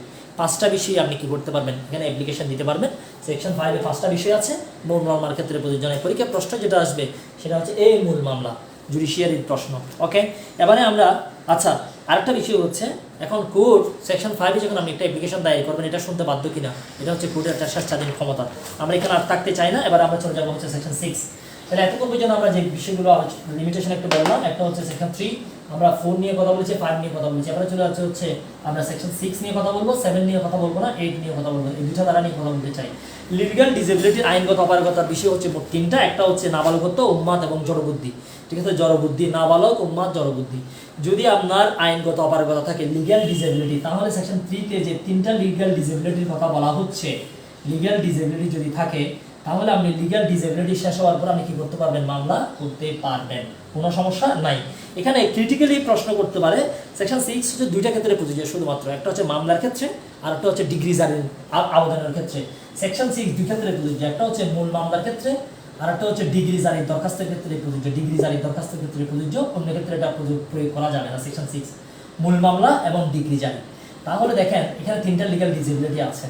লিগ্যাল ডিসেবিলিটি শেষ হলেই আপনি মামলা করতে পারবেন। আপনার তামাদি পিরিয়ডটা স্থগিত করা হবে, কাউন্টিংটা কি করা হবে, স্থগিত করা হবে। তবে আপনার গার্ডিয়ান যারা আছে তারা মামলা করতে পারবে, কোনো সমস্যা নাই। এই যে বিষয়টা আছে, এখান থেকে একটা প্রবলেমেটিক প্রশ্ন আসবে যেটা পরীক্ষায় আপনারা পারবেন না। সেই প্রবলেমেটিক প্রশ্নটা কি আমরা সেটা একটু দেখে নিতে চাই। মোস্ট ইম্পর্টেন্ট একটা প্রবলেমেটিক প্রশ্ন আসবে, সেটা হচ্ছে আচ্ছা দেখেন 6 এবং 7 দ্বারার বিধানটা আপনার দুইটা ক্ষেত্রে প্রযোজ্য হবে না, ঠিক আছে? 6 এবং 7 দ্বারার বিধান, 6 এবং 7 যে বিধানগুলো এতক্ষণ কথা বললাম, এটা দুই ক্ষেত্রে প্রযোজ্য হবে না। একটা হচ্ছে আপনার অগ্রক্রয়ের মামলা বা যে দুটাকে আমরা বলি প্রিএমশনের মামলা, প্রিএমশনের বিষয়ে বলা আছে এসএট অ্যাক্ট 96 এবং ন্যাট অ্যাক্ট সেকশন 24। প্রিএমশনের মামলার ক্ষেত্রে প্রযোজ্য নয়। আরেকটা হচ্ছে যেদিন লিগ্যাল ডিসেবিলিটি আপনার শেষ হবে তার 3 বছর পরে আপনি আর মামলা করতে পারবেন না, তার 3 বছরের মধ্যে আপনাকে মামলাটা করতে হবে। এখান থেকে একটা প্রবলেমেটিক প্রশ্ন আসবে। এখন ধরেন তা আমাদের মেয়াদ হচ্ছে 10 বছর। এখন আপনি আজকেই হচ্ছে আমরা লিগ্যাল ডিসেবিলিটি তিনটার যে উন্মাদ, জড়বুদ্ধি, আর একটা যে বিষয়টা বললাম হচ্ছে আপনি হচ্ছে নাবালক। এখন এই 10 বছর কাউন্টিং শুরু হচ্ছে, এখন আপনি নাবালক ছিলেন, 3 বছর পরে আপনার নাবালকত্ব শেষ। তাহলে 3 বছর এতদিন তো আপনি মামলা করেন নাই, যেহেতু আপনি লিগ্যাল ডিসেবল ছিলেন, তাহলে আপনার আমাদের সময় ছিল কয় বছর? 10 বছর, ঠিক আছে? 10 বছর তো আমাদের সময়, আপনি নাবালক মানে আপনার বয়স হচ্ছে এখন 15 বছর, তাহলে 15, 16, 17, তাহলে 18 বছর। আপনি 4 বছর পরে কী হয়ে গেলেন? আপনি সাবালক হয়ে গেলেন। তাহলে দেখেন তো, তাহলে 4 বছর পর্যন্ত কিন্তু কাউন্টিং শুরু হলো কখন? 15 থেকে কাউন্টিং শুরু হওয়ার কথা। তাহলে এখানে আর কয় বছর থাকে আপনার? এদিকে 4 বছর চলে গেছে, আরও 6 বছর আপনার কী করার আছে? মামলা ফাইল করার আরও 6 বছর সময় আছে। কিন্তু আমরা সেকশন 8 বললাম 3 বছর পরে আর মামলা করা যাবে না। তাহলে দেখেন এদিকে 6 বছর আছে, কিন্তু এখানে নিয়ম হচ্ছে 3 বছর করা যাবে না। এই ক্ষেত্রে যদি সময়টা যদি বেশি থেকে যায়, তাহলে আর 3 বছরটা কাউন্টিং করার দরকার নেই, কারণ আপনার এমন সময় আছে। আপনার যেখানে জেনারেল সুবিধা আছে সেখানে স্পেশাল কেন নেবেন বলুন তো? আমি জেনারেলি ঢুকার সুযোগ আছে, আমি কি কেন লাল কার্ড দেখে নেওয়ার সুযোগ আছে, দরকার আছে? কোনো দরকার নেই। আশা করি মাথায় রাখবেন, এই সেকশন এখান থেকে পরীক্ষা প্রশ্ন আসবে। এরপর আমরা আরো সামনে চলে যাই। এগুলো আমাদেরকে অনেকবার পড়াইছি, তারপরে আজকে আবার এগুলো নিয়ে ডিটেলসে কথাবার্তা বলতে হচ্ছে। সেকশন 12টা একটু ভালো করে দেখে নেবেন। সেকশন 12 থেকে পরীক্ষা প্রশ্ন আসবে। আইনগত কার্যধারা থেকে যে সময়টা আমরা বাদ দিব সেটা হচ্ছে মেয়াদ যেদিন আরম্ভ হবে সেদিন বাদ দিব, রায় ঘোষণার দিনটা বাদ দিব, নকল তুলতে যে সময়টা লাগে সেই সময়টা আমরা বাদ দিব। আপিল, আমি ধরেন একটা আপিল করব, তাহলে আমার জাজমেন্টের একটা ইয়ে লাগবে না, নকল লাগবে না, এটা তুলতে কিন্তু সময় লাগে, এই সময়টা বাদ। যেদিন জাজমেন্ট দিবে সেই দিনটাও আমরা আপিলের গণনার সময় থেকে বাদ দিব, মেয়াদ আরম্ভের দিন বাদ দিব, রুয়েদাত উত্তোলনের সময়টা বাদ দিব। এখান থেকে পরীক্ষায় 13তম জুডিশিয়ারিতে প্রশ্ন আসছে, অ্যাডভোকেসি 2013তে প্রশ্ন আসছে হচ্ছে সেকশন 12 থেকে। এরপর আমরা সেকশন 14তে চলে যাবো। এখতিয়ারবিহীন আদালতে আপনি বোনাফাইড ইন্টেনশনে মামলা করেছেন, ঠিক আছে? আপনি হচ্ছে মেলাফাইডে করেন নাই, বোনাফাইড সৎ উদ্দেশ্যে মামলা করেছেন, আসলে আপনি জানতেন না, এখন দেখলেন যে আপনার এখতিয়ার নাই। সেক্ষেত্রে কি হবে? এটা দুই ক্ষেত্রে প্রযোজ্য, মূল মামলা এবং আপিলের ক্ষেত্রে প্রযোজ্য। এখন আপনি ভুল করে যে মামলা করলেন ওইখানে কিন্তু আমাদের অনেক সময় চলে গেছে না, ওই সময়টা বাদ যাবে। তাহলে সেকশন 14-এ বলা হচ্ছে আপনার মোস্ট ইম্পর্টেন্ট, আপনি বোনাফাইড ইন্টেনশনে মামলা করেছেন, সময়টা নাহলে বাদ যাবে। এরপরে সেকশন 18-তে ফ্রডটা দেখে নেবেন। সেকশন 19-এ হচ্ছে অ্যাকনলেজমেন্ট দেখে নেবেন। মোস্ট ইম্পর্টেন্ট যে বিষয়টা সেটা হচ্ছে আপনার সেকশন 26, যেটাকে আমরা বলি হচ্ছে ইজমেন্ট রাইট, ঠিক আছে? ইজমেন্ট আমরা যেটাকে বলি ইজমেন্ট রাইট, ইজমেন্ট, ঠিক আছে? ইজমেন্টের বিষয়ে বলার আগে এখানে পরীক্ষার জন্য ইম্পর্টেন্ট হচ্ছে 20 বছর একটা বিষয় আছে, আর একটা হচ্ছে 60 বছর বিষয় আছে। 60 বছর, 20 বছর এবং 60 বছর। আপনি যদি শান্তিপূর্ণভাবে কোনো ধরনের বাধা ছাড়া, শান্তিপূর্ণভাবে কোনো ধরনের বাধাহীন কোনো সমস্যা ছাড়া আপনি যদি কোনো আলো বাতাস কোনো পথের যদি অধিকারে যদি আপনি যদি বুক করেন, হইতে পারে মানুষের, হইতে পারে সরকারের, সেই ক্ষেত্রে আপনার এখানে একটা অধিকার জন্ম নেয়, এটাকে বলা হয় ইজমেন্ট রাইট, এটাকে বলা হয় ইজমেন্ট রাইট। এখন 60 বছর বা 20 বছর পূরণ হওয়ার পরে কখনো যদি কেউ যদি আপনাকে যদি বাধা দেয়, সেক্ষেত্রে আপনি 2 বছরের মধ্যে কোর্টে মামলা করবেন। ইজমেন্ট রাইটের মামলা করার তামাদি সময় হচ্ছে 2 বছর, 20 বছর এবং 60 বছর। 60 বছর হচ্ছে সরকারের ক্ষেত্রে, জায়গাটা সরকারের, বাতাসটা সরকারের, সেই ক্ষেত্রে আপনাকে কিন্তু দীর্ঘদিন ওয়েট করতে হবে। এই 20 বছর এবং 60 বছর দুইটাই কিন্তু মাথায় রাখতে হবে। তাহলে ইজমেন্টের ক্ষেত্রে এই ইজমেন্ট থেকে পরীক্ষায় কয়বার যে প্রশ্ন আসছে সেটা আমি আপনাদেরকে বলি। 2টা প্রশ্ন, 5টা 7টা, এই 26 নম্বর সেকশন থেকে টোটাল 7টা প্রশ্ন আসছে, টোটাল 7টা কোয়েশ্চেন আসছে। আপনার হচ্ছে অ্যাডভোকেসি এবং জুডিশিয়ারি মিলিয়ে 2বার জুডিশিয়ারিতে প্রশ্ন আসছে, 2বার অ্যাডভোকেসির প্রশ্ন আসছে, এবং প্রশ্নগুলো একেবারেই সহজ, কোনো কমপ্লেক্স প্রশ্ন করা হয়নি, এই লিমিটেশন অ্যাক্টের কমপ্লেক্স প্রশ্ন করার জায়গা শুধুমাত্র সেকশন 8, এর বাইরে কমপ্লেক্স প্রশ্ন করার কোনো সুযোগ নেই, ঠিক আছে? তাহলে দেখেন 28 হচ্ছে পদাধিকার বা সুখাধিকার, যেটাকে আমরা বলি ইজমেন্ট। আলু বাতাস মদ পানির ব্যবহার অথবা সরকারি সম্পত্তি আপনি যদি অব্যাহতভাবে কন্টিনিউয়াসলি করতে হবে। 2 বছর করলেন, 3 বছর আপনি শ্বশুর বাড়ি গেলেন, 4 বছরে আবার করলেন, এটা হবে না। কন্টিনিউয়াসলি আপনি হচ্ছে অব্যাহতভাবে শান্তিপূর্ণভাবে, প্রকাশ্য চুরি করে করলে হবে না, অব্যাহতভাবে শান্তিপূর্ণভাবে, এরপরে হচ্ছে প্রকাশ্যভাবে আপনি যদি আলো বাতাস পথের অধিকার যদি মানুষের জায়গার ক্ষেত্রে 20 বছর, সরকারি ক্ষেত্রে হচ্ছে 60 বছর যদি বুক করেন, এখানে আপনার একটা অধিকার জন্মায়, এটাকে বলা হয় ইজমেন্ট রাইট। 20 বছর 60 বছর, কেউ যদি 20 বছর 60 বছর পরে আপনাকে যদি বাধা দেয়, সেই ক্ষেত্রে আপনি 2 বছরের মধ্যে কোর্টে মামলা করতে পারবেন। পরীক্ষায় 2 বছরটা আসবে, 20 বছরটা আসবে, 60 বছরটা আসবে। কোথায় আছে? সেকশন 26 আছে। ফ্রড কোথায় আছে? 18তে আছে। এখতিয়ারবিহীন আদালত কোথায় আছে? 14তে আছে। তারপরে 12টা মাথায় রাখবেন, কার্যধারা থেকে যে সময়টা আমরা বাদ দিব। পরীক্ষায় প্রশ্ন আসবে নিচের কোন সময়টা বাদ যাবে, কার্যধারা থেকে নিচের কোন সময়টা বাদ যাবে, ঠিক আছে? এই ধরনের একটা প্রশ্ন আসবে সেকশন 12 থেকে। 8 থেকে 3 বছরের একটা বিষয় বলেছি, এখানে একটু ঘুরিয়েছি। 3 বছর এবং প্রিএমশনের মামলার ক্ষেত্রে 6 এবং 7 প্রযোজ্য নয়। 6 মধ্যে বলেছি আমরা 3টা বিষয় আছে। লিগ্যাল ডিসেবিলিটি, এই লিগ্যাল ডিসেবিলিটি যদি অ্যারাইজ করে, সেই ক্ষেত্রে তা আমাদের কাউন্টিংটা স্টপ থাকবে, ঠিক আছে? একটা হচ্ছে মাইনরিটি, উম্মাদ, জড়বুদ্ধি, নাবালক। সেকশন 5-এ 5টা বিষয় বলেছি, যেটা মূল মামলার ক্ষেত্রে প্রযোজ্য নয় এবং এটা কোর্টের স্বেচ্ছাধীন ক্ষমতা। সেকশন 3-এর মধ্যে বলেছি তামাদের বিষয় হচ্ছে 3টা, মামলা, আপনার হচ্ছে আপিল, আর একটা হচ্ছে দরখাস্ত। এরপরে প্রথমে বলেছি 1859 সালে প্রথম তামাদি আইন প্রণয়ন করা হয়। 1 জানুয়ারি 1909 সালে এই আইনটা কার্যকর হয়। বাংলাদেশে বর্তমানে যেটা আমরা পড়ি এটা হচ্ছে 1908 সালের আইন। তামাদি আইনের আরেকটা ইম্পর্টেন্ট ধারা আছে, সেকশন 27 হচ্ছে অ্যাডভার্স পজিশন। এগুলো আপনারা পারেন, এগুলো নিয়ে কথা বলতে চাই না, কথা অনেক বলা যাবে। 28, 29টা একটু দেখে নেবেন ব্যতিক্রমগুলো। এখানে কিছু ব্যতিক্রম আছে, কিছু ক্ষেত্রে তামাদি আইন প্রয়োগ করা যায় না। একটা হচ্ছে বিশেষ আইনের ক্ষেত্রে ধারা 5 প্রযোজ্য হবে না। আপনি স্পেশাল লয়ের অধীনে মামলা করেছেন, নারী শিশু নির্যাতন অধীনে মামলা করেছেন, স্পেশাল পাওয়ার একটা মামলা করেছেন, সেখানে গিয়ে আপনি সেকশন 5-এর অধীনে দরখাস্ত দিতে পারবেন না। সেকশন 5টা আপনার হচ্ছে স্পেশাল লয়ের ক্ষেত্রে কোনো প্রয়োগ এটার নাই। চুক্তি আইনের 1872-এর 25 ধারার ক্ষেত্রে তামাদি আইনের কোনো প্রয়োগ করা যাবে না। বিবাহ বিচ্ছেদ আইন মোতাবেক আপনি যখন মামলা করবেন, বিবাহ বিচ্ছেদ আইন অনুসারে সেখানে এটা আসবে না। সুখাধিকার আইনে যখন আপনি মামলা করবেন, তখন সুখাধিকার সম্পর্কিত এই তামাদি আইনের মধ্যে যে বিষয়গুলো আছে, এই যে 26 একটা বললাম, আবার ইজমেন্টেরও একটা সংজ্ঞা দেওয়া আছে এখানে এই তামাদি আইনের মধ্যে, এইগুলো কিন্তু প্রয়োগ করা যাবে না, ঠিক আছে? তো আমরা তামাদি আইনটা এখানে শেষ করছি। তামাদি আইনের অনেকগুলো বিষয় নিয়ে কথাবার্তা আমরা বলেছি, আশা করি এগুলো আপনাদের মাথায় থাকবে নোট খাতায়। আর শিডিউল নিয়ে যে কথাগুলো বলেছি আশা করি মাথায় থাকবে। আমরা শিডিউলে যে কথাগুলো বলেছি, আর্টিকেল 3-তে বলেছি হচ্ছে 6 মাস, সেকশন 10-এ বলেছি প্রিএমশন 1 বছর, এরপর আমরা 91, 92-তে বলেছি 3 বছর করে। এরপরে উম্মে সালমা আমাকে একটা কারেকশন দিয়েছে, সেটা হচ্ছে সেকশন 1 আমি 14 বলেছি, কিন্তু আনসার হবে 130। চুক্তি প্রবলের মামলা এসআর অ্যাক্টের সেকশন 12-এ এটা হচ্ছে 1 বছরের মধ্যে। বিলম্বে দেন মোহর, এরপর হচ্ছে আপনার বিলম্বে দেন মোহর, এটা হচ্ছে 103 এবং 104, এখানে হচ্ছে 3 বছরের বিষয়। 120-এ হচ্ছে 6 বছরের বিষয়, 142, 44, 12 বছরের বিষয়, 150 হচ্ছে 7 দিন, 157 হচ্ছে 6 মাস। এগুলো আমাদের মাথায় থাকবে। দরখাস্তের বিষয় হচ্ছে 158 থেকে স্টার্ট করে 183 থেকে পরীক্ষায় প্রশ্ন আসবে। 19 লস একটু দেখে নেবেন শিডিউলের জন্য। আশা করি তামাদি আইন আমাদের কোনো সমস্যার কারণ হবে না। চলে যাচ্ছি এসআর অ্যাক্টে।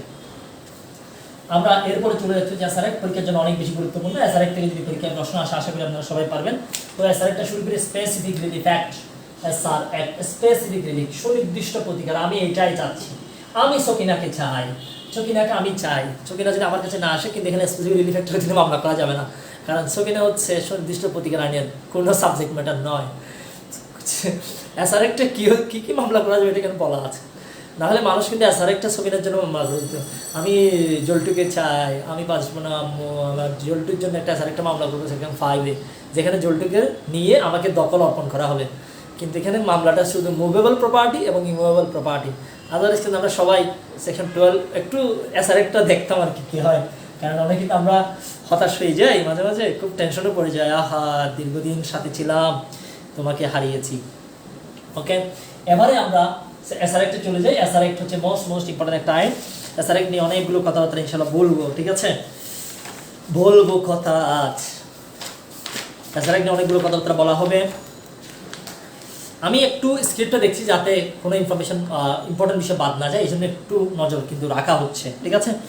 স্পেসিফিক রিলিফ অ্যাক্ট 1877 সালের আইন, স্পেসিফিক রিলিফ অ্যাক্ট 1887, ঠিক আছে? 1887 1877 সালের আইন। দেখি এসআর অ্যাক্টের কী বিষয়গুলো আমাদের জন্য গুরুত্বপূর্ণ। এসআর অ্যাক্টের প্রথম প্রশ্ন হচ্ছে, এটা কিন্তু 1 নম্বর আইন, এটা একটু মাথায় রেখে অ্যাডভোকেটশিপে যে 7টা ল আছে এগুলো কত নম্বর আইন এগুলো পরীক্ষা আসে। এটা হচ্ছে 1 নম্বর আইন, CrPC 5, penal code 45, right? CPC 5, এগুলো একটু মাথায় রাখবেন। আচ্ছা, যাই হোক, এবারে আমরা দেখে নিব এই স্পেসিফিক রিলিফ অ্যাক্ট, এটা হচ্ছে একটা সাবস্ট্যান্টিভ ল। তাহলে প্রথম প্রশ্ন হচ্ছে, এটা একটা সাবস্ট্যান্টিভ ল। এটা সাবস্ট্যান্টিভ ল কেন? কারণ এখানে অনেকগুলো রেমেডি দেওয়া আছে, অনেকগুলো প্রতিকার দেওয়া আছে। এরপরে আপনার এখানে 6 ধরনের প্রতিকার আছে। কি 6 ধরনের প্রতিকার আছে? এই প্রতিকারগুলো আগে একটু দেখে নিই, কি রেমেডি আমাকে এই আইনে দিচ্ছে। এখানে 6 ধরনের রেমেডি দেখতে পাচ্ছি। একটা যে বিষয়গুলো, সেটা যে স্থাবর বা অস্থাবর সম্পত্তির দখল পুনরুদ্ধার। আপনি দখল পুনরুদ্ধারের জন্য মামলা করতে পারবেন হচ্ছে সেকশন 8 এবং 9-এ। এরপর আপনি মামলা করতে পারবেন স্পেসিফিক চুক্তির সুনির্দিষ্ট কার্য সমাধান সেকশন 12, আপনি মামলা করতে পারবেন হচ্ছে দলিল বাতিল দলিল রদ, আপনি মামলা করতে পারবেন ডিক্লারেশন সেকশন 42, আপনি রিসিভারের জন্য মামলা করতে পারবেন 44, প্রিভেন্টিভ রিলিফ আমরা যেটাকে বলি সেকশন 52 তে ইনজাংশনের মাধ্যমে আপনি মামলা করতে পারবেন 1টা 2টা 3টা 4টা 5টা 6টা। এখানে সবগুলো বিষয় হচ্ছে আদালতের ডিসক্রিশনারি পাওয়ার এক্সেপ্ট সেকশন 8 এবং 9। 8 এবং 9 ছাড়া বাকি যেগুলো আছে এগুলো হচ্ছে কোর্টের স্বেচ্ছাধীন ক্ষমতা, এটা একটু মাথায় রাখবেন। চলে যাচ্ছে স্যার একটা কী কী বিষয় আছে সেগুলো আমরা একটু দেখে নিতে চাই। প্রথমত হচ্ছে আপনার 3টা পরীক্ষায় 4বার পরীক্ষা আসছে জুডিশিয়ারি অ্যাডভোকেসি, 3টা অ্যাডভোকেসি আসছে জুডিশিয়ারিতে আসছে, সেটা হচ্ছে এসআরএক্টের সেকশন 5, এসআরএক্টের সেকশন 5, এসআরএক্টের সেকশন 5 থেকে পরীক্ষায় প্রশ্ন আসছে সেকশন 5 থেকে। আপনারা যখন এসআরএক্টের 5 পড়েন তখন লিমিটেশন অ্যাক্টের 5 এর সাথে আপনারা গুলিয়ে ফেলেন অনেকেই। লিমিটেশন অ্যাক্টের 5 হচ্ছে তামাদি মওকুফ, এসআরএক্টের 5 হচ্ছে কয়ভাবে সুনির্দিষ্ট কার্য সম্পাদন করা যায়, সুনির্দিষ্ট প্রতিকার কিভাবে দেওয়া যায়। এখানে মোট 5টা উপায় দেওয়া আছে, আমরা এই 5টা উপায়গুলো একটু দেখে নিই কী কী দেওয়া আছে। প্রথমত হচ্ছে দখল গ্রহণ দখল অর্পণ, দখল নিয়ে নিবে দেন সম্পত্তি দখল আপনাকে দিয়ে দিবে, দখল গ্রহণ এবং দখল অর্পণ। 2 নম্বরে যে বিষয়টা বলা আছে যে কাজটা আপনি করতে বাধ্য সেটা করার জন্য আপনাকে আদেশ দিবে, যে কাজটা করতে আপনি আইনত বাধ্য সেটা করার জন্য আপনাকে আদেশ দিবে, যে কাজটা আপনি আইনত করতে পারবেন না নট টু ডু, আপনি যে কাজটা করতে পারবেন না সেটা করার জন্য আপনাকে নিষেধ করবে, ঠিক আছে। এরপর আরেকটা মোস্ট ইম্পর্টেন্ট দেওয়া আছে সেটা হচ্ছে ক্ষতিপূরণ। আচ্ছা, আরেকটা হচ্ছে ডিক্লারেশন মামলা, আপনাকে ঘোষণা দিতে পারে, যেখানে আপনি ঘোষণা পাবেন, ঠিক আছে, আপনার দলিকার থেকে আপনাকে ঘোষণা দেওয়া হবে। এরপরে রিসিভার নিয়োগের যে বিষয়টা বলা আছে এটা হচ্ছে সেকশন 44, এটা হচ্ছে রিসিভার নিয়োগ। এসআরএক্টের 5-এ 5টা প্রতিকারের কথা বলা আছে, দখল নিবে দখল দিবে, যেটা করতে আপনি বাধ্য করার জন্য আদেশ দিবে, যেটা আপনি আইনত করতে পারেন না, চুক্তির কারণে করতে পারবেন না সেটা আপনাকে করতে দিবে না। আর হচ্ছে ঘোষণার বিষয় আছে, 5 হচ্ছে রিসিভার নিয়োগের বিষয় আছে। পরীক্ষা প্রশ্ন আসছে এই কয়টা বিষয়, এসআরএক্টের অধীনে 5টা বিষয়, কত ধারায় আছে, 5 ধারায় আছে, নিচের কোনটি নয় নিচের কোনটি হয়, এই ধরনের পরীক্ষায় প্রশ্ন আসবে, একটু ঘুরিয়ে আসবে। অ্যাডভোকেসিপে পরীক্ষায় 2015 সালে প্রশ্ন আসছে, এরপর হচ্ছে নবম জুডিশিয়ারিতে প্রশ্ন আসছে, তারপরে হচ্ছে অ্যাডভোকেসি 20-এ আসছে, অনেকগুলো প্রশ্ন পরীক্ষায় দেখতে পাচ্ছি। এবারে আমরা অ্যাডভোকেসি 2015 সালে একটা প্রশ্ন আসছে, দণ্ডমূলক আইন কার্যকর করার জন্য আপনি এসআরএক্ট কিন্তু প্রয়োগ করা যাবে না, ঠিক আছে। দণ্ডমূলক যে প্যানাল যে লগুলো আছে এগুলো প্রয়োগ করার জন্য আপনি এসআরএক্ট প্রয়োগ করতে পারবেন না। সেকশন 7-এ বলা আছে, লেস ইম্পর্টেন্ট, একটু দেখে নেবেন, এটা অ্যাডভোকেসি আসছে। দণ্ডমূলক আইন কি করার জন্য প্রয়োগ করার জন্য আপনি এসআরএক্টকে ইউজ করতে পারবেন না। সুনির্দিষ্ট প্রতিকার আইন দ্বারা ফৌজদারি প্রকৃতির কোনো সুবিধা আপনি পাবেন না, কাউকে আপনি 5 বছর জেলে নিতে পারবেন না এই আইনের মাধ্যমে, ঠিক আছে। তাহলে আমরা হচ্ছে ফর এনফোর্সিং পেনাল লস এসআরএক্ট কিন্তু অ্যাপ্লিকেবল নয়। যে ধারা থেকে পরীক্ষা প্রশ্ন আসবে সেই 2টি ধারা নিয়ে আলোচনা করতে চাই, একটা হচ্ছে ধারা 8, একটা হচ্ছে ধারা 9, একটা হচ্ছে ধারা 8, একটা হচ্ছে ধারা 9, এই 2টা থেকে পরীক্ষায় প্রশ্ন আসবে, সেটা আপনিও জানেন আমিও জানি।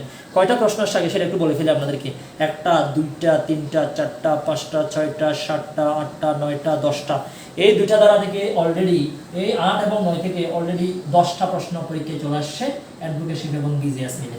যে প্রশ্নগুলো আসছে সেগুলোর আনসারগুলো বলে দিব, আপনারা বুঝে নেবেন। তাহলে দেখেন সেকশন 8-এর অধীনে এবং 9-এর অধীনে, সেকশন 8-এ যার দখল এবং সত্ত্ব দুইটা নিয়ে আপনি মামলা করতে পারবেন, পজিশন এবং টাইটেল, এনটাইটেল টু পজিশন একটা কথা দেওয়া আছে, যার টাইটেল আছে শুধুমাত্র সেই মামলা করতে পারবে 8-এ, টাইটেল যদি না থাকে সত্ত্ব যদি না থাকে আপনি মামলা করতে পারবেন না। আপনার সত্ত্ব আছে, জায়গাটা আপনার বাবার, আপনার টাইটেল আছে কিন্তু জায়গা থেকে আপনি দখলে নাই, এটা রহিমের দখলে আছে, অনেক দিন ধরে রহিমের দখলে, সেক্ষেত্রে আপনি 8-এর অধীনে মামলা করবেন। তাহলে টাইটেল এবং পজিশনের মামলাটা আপনি সবসময় 8-এর অধীনে করবেন। এই মামলাটা আপনাকে 12 বছরের মধ্যে করতে হবে, এই মামলাটার তামাদের মেয়াদ হচ্ছে 12 বছরের। আর এই মামলাতে আপনি কোর্ট ফি দিবেন হচ্ছে $1 কোর্ট ফি দিবেন, $1 কোর্ট ফি দিয়ে আপনি মামলাটা করবেন, ঠিক আছে। এখন মামলাতে যে রায়টা আসবে, যে সিদ্ধান্তটা আসবে, তার এগেইনস্টে আপনি আপিলও করতে পারবেন, আপনি রিভিউও করতে পারবেন, কোনো সমস্যা নাই। এবং আপনি চাইলে সরকারের বিরুদ্ধে মামলা করতে পারবেন, কোনো সমস্যা হবে না। সরকার আপনার বাবার জায়গা দখল করে নিয়েছে, আপনার বাবা মারা গেছে, আপনি 8-এর অধীনে মামলা করতে পারবেন, কোনো সমস্যা হবে না। 9-এর অধীনে যে বিষয়টা আমরা বলবো মোস্ট ইম্পর্টেন্ট, পরীক্ষা অনেকবার প্রশ্ন আসছে, 9-এর অধীনে যদি কোনো ডিগ্রি দেওয়া হয়, 9-এর অধীনে কে মামলা করবে?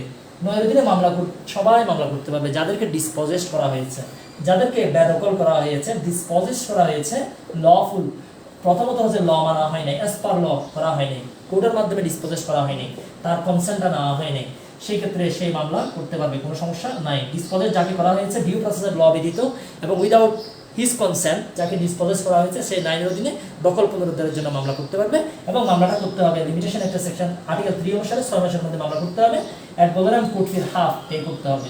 মামলাতে যে ডিগ্রি আসবে তার বিরুদ্ধে কোনো আপিল করা যাবে না, কোনো রিভিউ করা যাবে না। পরীক্ষা প্রশ্ন আসছে নিচের কোন ডিগ্রির বিরুদ্ধে আপিল করা যাবে না, রিভিউ করা যাবে না, আনসার হবে এসআরএক্টের 9-এর যে ডিগ্রিটা দেওয়া হয়। পরীক্ষা প্রশ্ন আসছে তার বিরুদ্ধে প্রতিকারটা কি? তার বিরুদ্ধে প্রতিকারটা হচ্ছে রিভিশন। এটা 3টা পরীক্ষায় প্রশ্ন আসছে। এই প্রতিকারটা কি? রিভিশন। এটা 3টা পরীক্ষায় আসছে। অ্যাডভোকেটশিপ 2টা, জুডিশিয়ারি 1টা। রিভিশন, তার বিরুদ্ধে প্রতিকার হচ্ছে রিভিশন। প্রশ্ন আসছে আর 9 দিনে সরকারের বিরুদ্ধে মামলা করা যাবে কিনা? 9 দিনে সরকারের বিরুদ্ধে কোনো ধরনের মামলা করা যাবে না। 8 এবং 9 থেকে আশা করি আর কোনো বিষয় নেই যেটা। আচ্ছা, আরেকটা ইনফরমেশন আপনাদেরকে দিয়ে নেই আমি, এই জন্য যে একটু দেখলাম কি জন্য, যাতে ইনফরমেশন বাদ না যায়। ঠিক আছে, এখানে 9 একটা ইম্পর্টেন্ট বিষয় আছে। আমি বললাম যে আমরা সিপিসি সেকশন 96-এ বলেছিলাম প্রত্যেকটা ডিগ্রি রেজিস্ট্রে আপিল করা যাবে। সেকশন 96-এ বলা আছে প্রত্যেকটা ডিগ্রি রেজিস্ট্রে আপিল করা যায়, এবং এর বাইরে আবার রিজেকশন অফ প্লেন্টের বিরুদ্ধে আপিল করা যায়, আবার 144-এ যে সিদ্ধান্তটা আসে সেটার বিরুদ্ধে আপিল করা যায়। ঠিক আছে, এখন তাহলে প্রত্যেকটা ডিগ্রি রেজিস্ট্রে আপিল করা গেলে এটা রেজিস্ট্রে যায় না। আর এরকম আর কি আছে বলেন তো দেখি? যেমন সোলো ডিগ্রি, কম্প্রোমাইজ ডিগ্রি রেজিস্ট্রে আপিল করা যায় না। স্মল কজ কোর্ট যে ডিগ্রি দেয় তার রেজিস্ট্রে আপিল করা যায় না। এসআরএফ 9 আপিল করা যায় না। টোটাল 3টা ডিগ্রি রেজিস্ট্রে আপিল করা যায় না। একটা হচ্ছে আপোষমূলক ডিগ্রি, আরটা হচ্ছে এসআরএফ সেকশন 9, আর একটা হচ্ছে আমরা সুলেনামা ডিগ্রি। ঠিক আছে, আরটা হচ্ছে স্মল কজ কোর্টের ডিগ্রি। এই 3টা রেজিস্ট্রে আপিল করা যায় না। এখানে আর কোনো কিছু বাদ দিয়েছি না? আচ্ছা, এখানে মামলাটা করবেন 6 মাসের মধ্যে। এটাও কিন্তু পরীক্ষায় কিন্তু 2-3 বার আসছে। ঠিক আছে, এখানে মামলা করবেন 12 বছর, আর হচ্ছে অ্যাডভোকেট কোর্ট ফির অর্ধেক। এখানে আর কোনো কিছু নাই। আশা করি এই বিষয়গুলো আপনারা পারবেন। অলরেডি আমার সাথে আপনারা অনেকেই জয়েন করেছেন, অনেকেই দেখতে পাচ্ছি। প্রেসক্রিপশন নিয়ে বলেন ভাই, প্রেসক্রিপশন নিয়ে বলবো? প্রেসক্রিপশন নিয়ে একটু কমেন্টে রিপ্লাই করেন। প্রেসক্রিপশন নিয়ে টিভিতে প্রশ্ন আসবে না, রিটেন প্রশ্ন একটু কেউ কমেন্টে লিখে দিবেন। এরপর আমরা সেকশন 12-এ চলে যাই। আর 9 থেকে আমি যা বলেছি এর বাইরে থেকে প্রশ্ন আসার সম্ভাবনা নেই। তবে সেকশনটা তুলে দিয়ে বলতে পারে এটা কোথায় আছে। টাইটেল শব্দ যদি দেখেন অ্যান্ড টাইটেল 2, সেক্ষেত্রে হচ্ছে সেকশন 8। ঠিক আছে, এটা একটু মাথায় রাখবেন। আর সেকশন 8-এ কিন্তু সিপিসি কিন্তু প্রয়োগ করা হবে। ওকে, সিপিসির বিধান, দেওয়ানি কার্যবিধি অনুসারে কিন্তু এটা হবে। এটা একটু মাথায় রাখবেন। ওকে, এবার আমরা চলে যাচ্ছি হচ্ছে এসআরএফ 12 একটু ভালো করে দেখে নেবেন কোন ক্ষেত্রে আমরা হচ্ছে কি করা যায়। সুনির্দিষ্ট চুক্তির সুনির্দিষ্ট কার্য সম্পাদন আপনি চাইতে পারবেন। এসআরএফ 12-এ বলা আছে। এখানে মোট 4টা বিষয় বলা আছে। একটা এক্সট্রা দেখে নেবেন, সেটা হচ্ছে স্থাবর সম্পত্তি। স্থাবর সম্পত্তি যদি কোনো চুক্তি হয়, মানে জায়গা সম্পত্তির আর কি, তাহলে ধরে নেওয়া হবে এটা টাকা পয়সা দিয়ে কাজ হবে না, এটা জায়গাটাই দিতে হবে আপনাকে। ঠিক আছে, এটা একটু দেখে নেবেন। ওকে, স্থাবর সম্পত্তি হস্তান্তরের চুক্তিভঙ্গের প্রতিকার আর্থিক ক্ষতিপূরণের মাধ্যমে দেওয়া সম্ভব নয়। এটা কোর্ট শ্যাল প্রিজিউম করবে। কোর্ট শ্যাল প্রিজিউম করবে যে কি আপনার হচ্ছে জায়গা, যেহেতু আপনি বিক্রি করার চুক্তি করেছেন, তাহলে জায়গাটা আপনাকে দিতে হবে। এটা টাকা পয়সা দিয়ে হবে না, এটা কোর্ট শ্যাল প্রিজিউম করবে। দেন এরপর আপনি রিভার্ট যদি করতে পারেন দ্যাটস ওকে, আদারওয়াইজ জায়গাটা আপনাকে দিয়ে দিতে হবে। তাহলে এখানে যে 4টা বিষয় দেওয়া আছে, এই বিষয়গুলো একটু দেখে নেবেন। ট্রাস্টের বিষয় দেওয়া আছে, যেখানে আপনার হচ্ছে ক্ষতি হবে সেটার মানদণ্ড নাই। তারপরে আর্থিক ক্ষতিপূরণ পাওয়া যাবে না, আর্থিক ক্ষতিপূরণ যেখানে নির্দিষ্ট নয়, এগুলো নিয়ে অলরেডি 5টা প্রশ্ন আসছে এখান থেকে। এই এসআরআই থেকে 12 থেকে 5টা প্রশ্ন আসছে। 12-র ঠিক বিপরীত হচ্ছে সেকশন 21। ভালো করে দেখে নেবেন কোন কোন ক্ষেত্রে আপনার হচ্ছে কি দিবে না, সুনির্দিষ্ট কার্য সম্পাদনের আদেশ দিবে না। 21-এ বলা আছে। 21A থেকে পরীক্ষায় প্রশ্ন আসবে। এ থেকে প্রশ্ন আসবে। এটা এক করা হয় 2007 সালে, কিন্তু কার্যকর হয় 2005 সালে। পরীক্ষা এটাও কিন্তু জুডিশিয়ারিতে আসছে। এই আপনার রেজিস্ট্রিকৃত যে বায়নানামা রেজিস্টার্ড করা হয় নাই আপনার, এই বায়নানামা আনরেজিস্টার্ড বায়নানামা নিয়ে কিন্তু আপনি সুনির্দিষ্ট কার্য সমাধান চাইতে পারবেন না। যদি বায়নানামা বা কন্ট্রাক্ট ফর সেল যদি আনরেজিস্টার্ড হয়, সেক্ষেত্রে আপনি স্পেসিফিক রিলিফ অ্যাক্টের মামলা করতে পারবেন না। ঠিক আছে, তাহলে আনরেজিস্টার্ড যদি কি হয় আপনার বায়নানামা, এই জন্য বায়নানামা কিন্তু বর্তমানে কিন্তু রেজিস্টার্ড করাটা হচ্ছে ম্যান্ডেটরি। ওকে, এখানে মোট 4বার প্রশ্ন আসছে। অ্যাডভোকেটশিপ 13, 15, জুডিশিয়ারি 2টা দেখতে পাচ্ছি। অনেকগুলো প্রশ্ন আসছে এই সেকশন 21A থেকে। ভালো করে দেখে নিবেন। এবারে আমরা আরও কয়েকটা প্রশ্ন দেখতে পাচ্ছি, তবে আমরা চলে যাচ্ছি হচ্ছে দলিল সংশোধন। মোস্ট ইম্পর্টেন্ট হচ্ছে দলিল সংশোধন। দলিল সংশোধনটা আমরা একটু করে দেখে নিই। আমরা হচ্ছে 31 হচ্ছে দলিল সংশোধন, 39 হচ্ছে দলিল বাতিল। দলিল বাতিলের মামলাও করবেন 3 বছর। দলিল বাতিলের মামলা থার্ড পার্টি করতে পারবে। দলিল বাতিলের মামলা থার্ড পার্টি করতে পারবে। ঠিক আছে, দলিল বাতিলের মামলা থার্ড পার্টি করতে পারবে। 31 হচ্ছে দলিল সংশোধন। দলিলের মধ্যে যদি কোনো সংশোধনের প্রয়োজন হয়, তাহলে পার্টিরা দলিল সংশোধনের জন্য মামলা করতে পারবে, কোনো সমস্যা নাই। এই মামলাটাও করতে হবে, 3 বছরের মধ্যে মামলা করতে হবে। দলিল সংশোধনের যে গ্রাউন্ডগুলো আছে, গ্রাউন্ডগুলো অবশ্যই আপনারা দেখে নেবেন। এটা প্রতারণার কারণ হইতে পারে, ভুল হইতে পারে। দিয়েছিলাম 4 ঘন্টা, লিখে ফেলেছে 6 ঘন্টা, তাহলে এটাতে কারেকশন করতে হবে। দিয়েছিলাম বদ্রহাট, লিখে ফেলছে সদরঘাট, সমস্যা আছে। চেয়েছিলাম কিনা, পেয়ে গেলাম জেনে না, এটা আবার এখানে আসবে না, সেদিকে যাচ্ছি না। প্রতারণা, উভয় পক্ষের ভুল, পক্ষদ্বয়ের মনোভাব বোঝা যাচ্ছে না, এটা ভুলভাবে এখানে হয়েছে, তাহলে সেই ক্ষেত্রে আপনার 31-এর মামলা করবেন। ঠিক আছে, আর মামলাটা হচ্ছে স্বার্থ সংশ্লিষ্ট যারা আছে তারাও করতে পারবে, যে কোনো পক্ষ এখানে আবেদন করতে পারবে, কোনো সমস্যা নেই। ঠিক আছে, দলিল সংশোধন করতে পারবে অনলি কোর্ট ছাড়া তার কেউ সংশোধন করতে পারবে না। আমি আর আপনি দলিল করেছি, এটা রেজিস্টার্ড হয়ে গেছে, এটা কেউ কারো কারেকশন করার সুযোগ নেই। এটা আবেদন করবে পার্টি, সংশোধন করবে কোর্ট। কে সংশোধন করতে পারে, এটা আমরা কমন সেন্স কোর্ট, এটাও পরীক্ষা আসছে। ঠিক আছে, এই বিষয়গুলো আপনারা দেখে নেবেন। আমি এরপরে চলে যাচ্ছি হচ্ছে 39 দলিল বাতিলের মামলা। দলিল বাতিলের মামলাটা হচ্ছে, দলিল বাতিলের মামলা করার জন্য কোনো পক্ষ হওয়ার দরকার নাই, এটা কিন্তু অলরেডি পরীক্ষা চলে আসছে। দলিল বাতিলের পক্ষ হওয়ার জন্য, মানে দলিল বাতিলের মামলা করার জন্য পার্টি হওয়া দরকার নেই। ঠিক আছে, এটা কিন্তু অলরেডি পরীক্ষা আসছে। ঠিক আছে, এটা পরীক্ষায় আসছে, এটা একটু দেখে নেবেন। আর দলিল বাতিল কারা কারা করতে পারে, বাতিল যোগ্য, আপনার বিরুদ্ধে গুরুতর ক্ষতি হবে। এখন দলিল বাতিলের মামলা করেছেন, সেই ক্ষেত্রে কিন্তু এখানে একটা বিষয় আছে। এখন দলিল কোর্ট বাতিল করে দিয়েছে, তাহলে বাতিল যেটা করেছে যে ডিগ্রি, এটা একটা কপি পাঠাতে হবে আপনার রেজিস্টার অফিসে, যেখানে দলিলগুলো সংরক্ষণ করে রাখা আছে। রেজিস্টার অফিসে যদি পাঠান, সেক্ষেত্রে রেজিস্টার যিনি অফিসার আছেন উনি এরপর থেকে ওই দলিলটা আর আপনাকে কি দিবে না, আপনার এটা কপিটা আর আপনি এই যে আপনার জাবেদা নকল আপনি আর পাবেন না, ঠিক আছে। উনি তখন এখানে নোট ডাউন করে রাখবে।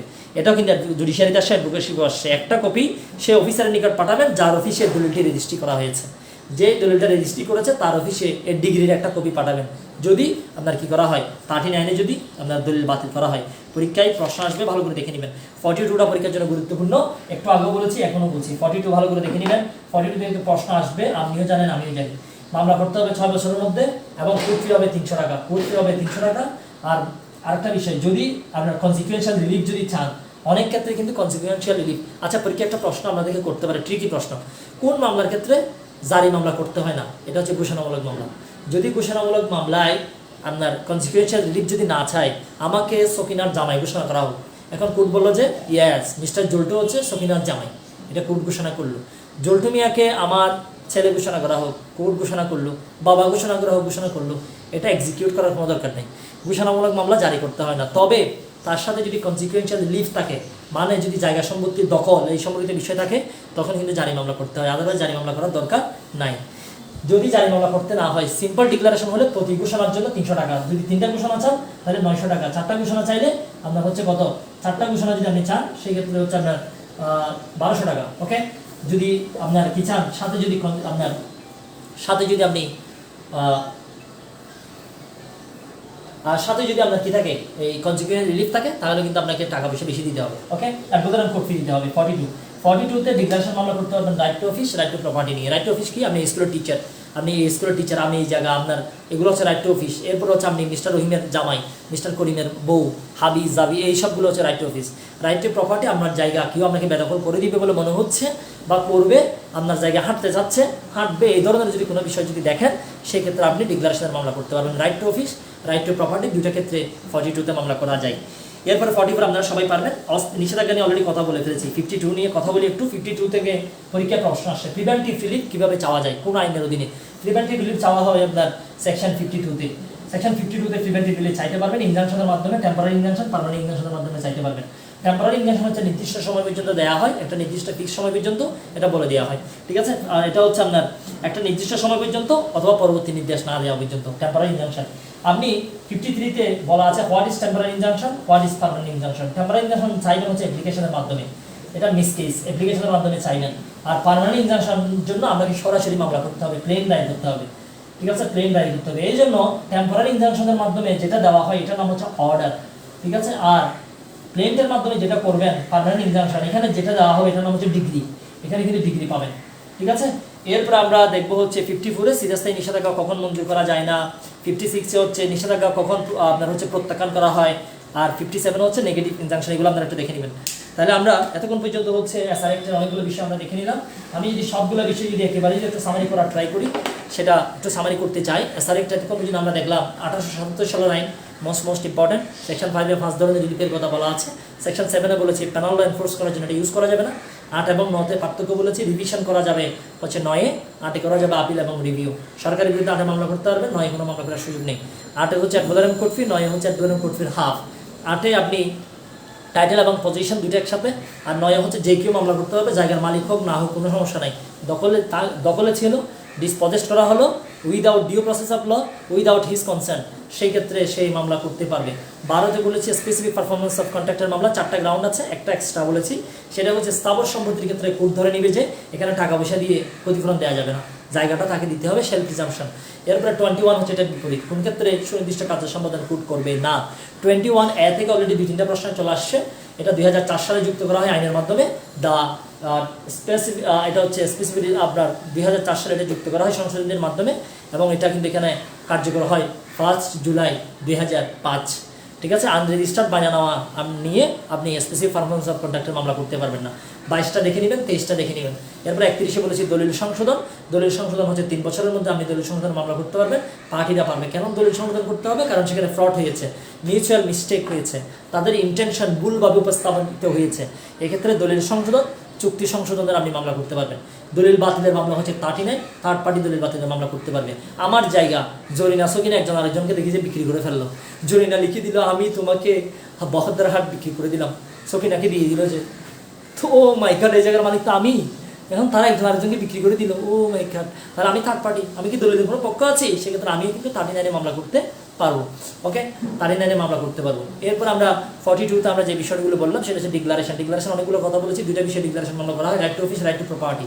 কেউ যদি আপনার প্রপার্টিতে এখনও অস্বীকার করবে বা করবে বলে মনে হচ্ছে, ইন্টারেস্টেড টু ডিনাই, অথবা সে ডিনাই করলো, সব ক্ষেত্রে আপনি ডিক্লারেশন মামলা করতে পারবেন, কোনো সমস্যা নেই। 300 টাকা কোর্ট ফি দিবেন। যদি ডিক্লারেশন যদি বেশি হয় তাহলে 300 গুণ 2, 3, 4 এভাবে গুণ দিয়ে যত টাকা হয়।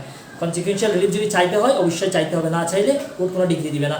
ওকে, আর কনসিকুয়েন্সিয়াল রিলিফ চাইলে সেক্ষেত্রে হচ্ছে আপনার অ্যাডভোকেট এবং কোর্ট ফি দিতে হবে। মামলাটা করবেন হচ্ছে আপনার মামলার আমাদের লিমিটেশন এখানে কোথাও দেওয়া নাই, এই জন্য 120 অনুসারে 6 বছরের মধ্যে মামলাটা করতে হবে। আর একটা বিষয় বলেছি সেটা হচ্ছে আপনার এই যে এমন একটা মামলার নাম বলুন যেটাতে জারি মামলা করতে হয় না, এটা হচ্ছে ডিক্লারেশন। সকিনাকে আমার বউ ঘোষণা করা হোক, এখন কোর্ট আমাকে সকিনার বউ ঘোষণা করা হলো, এটা জারি মামলা কি আছে? কোর্ট কি সকিনাকে নিয়ে কি আমার রুমে এনে দিবে? এটা তো সম্ভব না। আচ্ছা, যাই হোক, সকিনা চাইলে আসবে। এরপর আমরা চলে যাচ্ছি হচ্ছে সেকশন 44, এটা আপনারা পারবেন রিসিভার নিয়োগের বিষয়টা, সেটা বাদ। এরপর আমরা চলে যাচ্ছি হচ্ছে 52-তে প্রিভেন্টিভ রিলিফ। দুই ক্ষেত্রে প্রিভেন্টিভ রিলিফ দেওয়া যায়, একটা হচ্ছে দুইভাবে প্রিভেন্টিভ রিলিফ দেওয়া যায়। আপনার হচ্ছে গ্রান্টিং টেম্পোরারি ইনজাংশন আর অস্থায়ী নিষেধাজ্ঞা, গ্রান্টিং পার্মানেন্ট ইনজাংশন। 3 ধরনের ইনজাংশন আছে, টেম্পোরারি, পার্মানেন্ট, ম্যান্ডেটরি। সকল ধরনের ইনজাংশনে বলা হয় আপনি বিরত থাকবেন, আপনি এদিকে হাঁটবেন না, এদিকে চলবেন না, এদিকে দেওয়াল দিবেন না, এই কাজটা করবেন না, দান কাটবেন না, দান একা করবেন না, ওটা করবেন না, বিল্ডিং করবেন না, ফ্যান লাগাবেন না। কিন্তু এমন এক ধরনের ইনজাংশন আছে যেটাতে করতে বলা হয় to do, this is called mandatory injunction. আপনি ইনজাংশনের জন্য অ্যাপ্লিকেশন দিবেন, ঠিক আছে, কোর্ট সেখানে একটা অর্ডার দিবে, কিন্তু যখন পার্মানেন্ট ইনজাংশন চাইবেন আপনাকে দিতে হবে প্লেন, কোর্ট সেখানে আপনাকে দিবে ডিগ্রি। ওকে, আশা করি এই বিষয়গুলো আমাদের মাথায় রাখবে। চলে যাচ্ছে এভিডেন্স অ্যাক্টে। এতক্ষণ পর্যন্ত যা বলেছি সবগুলো বিষয় ক্লিয়ার কিনা কমেন্টে জানাবেন। সর্বোচ্চ উদাহরণ কোর্ট ফি 4000। ওকে ভাইয়া, ধারা 18 কি স্টুপেল? ধারা 18 ইয়েস, ধারা 18 স্টুপেল, একটু দেখে নেবেন।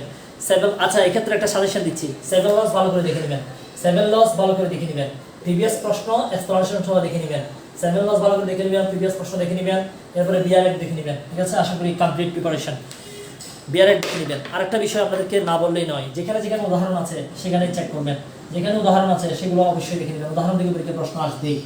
লিমিটেশন একটা যেখানে উদাহরণ আছে দেখে নেবেন, এসআরএতে যেখানে উদাহরণ আছে দেখে নেবেন। চলে যাচ্ছি এভিডেন্স অ্যাক্টে।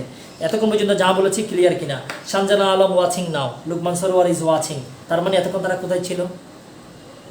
অবশ্যই তারা অন্য কোথাও ছিল, এখন জয়েন করেছে। যারা দেরিতে জয়েন করছেন কিছু বলার নেই, নাথিং টু সে। আচ্ছা, এবারে আমরা আরেকটু সামনে চলি, সেটা হচ্ছে দিস ইজ এভিডেন্স অ্যাক্ট। 1872 সালের এভিডেন্স অ্যাক্ট। এভিডেন্স অ্যাক্টটা পরীক্ষার জন্য অনেক গুরুত্বপূর্ণ। এভিডেন্স অ্যাক্ট নিয়ে পরীক্ষায় প্রশ্ন আসবে, সেটা আপনিও জানেন, আমিও জানি। এভিডেন্স অ্যাক্ট নিয়ে পরীক্ষায় যে প্রশ্ন আসবে সেটা আপনি ভালো করে জানেন, আমিও ভালো করে জানি। তাহলে আসুন এভিডেন্স অ্যাক্ট নিয়ে একটু দেখার ট্রাই করি। এভিডেন্স অ্যাক্ট নিয়ে যে প্রশ্নগুলো আসবে সেগুলো নিয়ে কথাবার্তা বলবো, বেশি কথা বলতে নেই, বেশি কথা শুনতে নেই। এভিডেন্স অ্যাক্ট নিয়ে কথা বলতে চাই, 1872 সালের আইন এভিডেন্স অ্যাক্ট। এভিডেন্স অ্যাক্টটা পরীক্ষার জন্য অনেক বেশি গুরুত্বপূর্ণ। এখানে 167টা ধারা আছে, এটা আমরা সবাই জানি, ঠিক আছে। আপনার এই পরীক্ষা প্রশ্ন আসছে এভিডেন্স অ্যাক্টের খসড়া কে প্রণয়ন করেছেন? স্যার জেমস স্টিফেন এভিডেন্স অ্যাক্টের খসড়া প্রণয়ন করেছিলেন, এটা আমরা জানি। 1 নম্বর আইন 1 সেপ্টেম্বর 1872 সাল, 1 সেপ্টেম্বর 1 সেপ্টেম্বর 1872 সালে এই আইনটা কার্যকর হয়, এটা আমরা সবাই জানি। এরপর আমরা যে জায়গাগুলোতে যাব সেই জায়গাগুলো আগে একটু ক্লিয়ার করে ফেলি। প্রথমত আপনাদেরকে কয়েকটা ডায়াগ্রাম দেখাতে চাই। What is evidence? সাক্ষ্য। সাক্ষ্য কি এটা একটু বলে ফেলি আমরা, ঠিক আছে। সাক্ষ্য হচ্ছে এক ধরনের বিবৃতি, যে বিবৃতিটা কোর্ট আপনার থেকে নিবে এবং যেটা দেওয়ার জন্য কোর্ট আপনাকে পারমিশন দিবে, ঠিক আছে। সাক্ষীর যে বিবৃতিটা দেওয়ার জন্য দেয় এবং কোর্ট যেটা দেওয়ার জন্য পারমিশন দেয় ওটা হচ্ছে সাক্ষ্য বা এভিডেন্স। এভিডেন্স হইতে পারে দুই ধরনের, এভিডেন্স হইতে পারে ওরাল বা মৌখিক সাক্ষ্য, এভিডেন্স হইতে পারে ডকুমেন্টারি সাক্ষ্য বা দালিলিক সাক্ষ্য, হইতে পারে ডকুমেন্টারি সাক্ষ্য হতে পারে। What is oral evidence, what is documentary evidence, what is evidence, সবগুলো সংজ্ঞা দেওয়া আছে সেকশন 3-তে, সকল সংজ্ঞা দেওয়া আছে 3-তে। What is court, what is fact in issue, what is relevant fact, what is evidence, what is oral evidence, what is documentary evidence, সবগুলো সংজ্ঞা দেওয়া আছে সেকশন 3 তে। ঠিক আছে, তাহলে ওরাল এভিডেন্স এবং হচ্ছে ডকুমেন্টারি এভিডেন্স। ওরাল এভিডেন্সকে আমরা আবার দুই ভাগে ভাগ করতে পারি।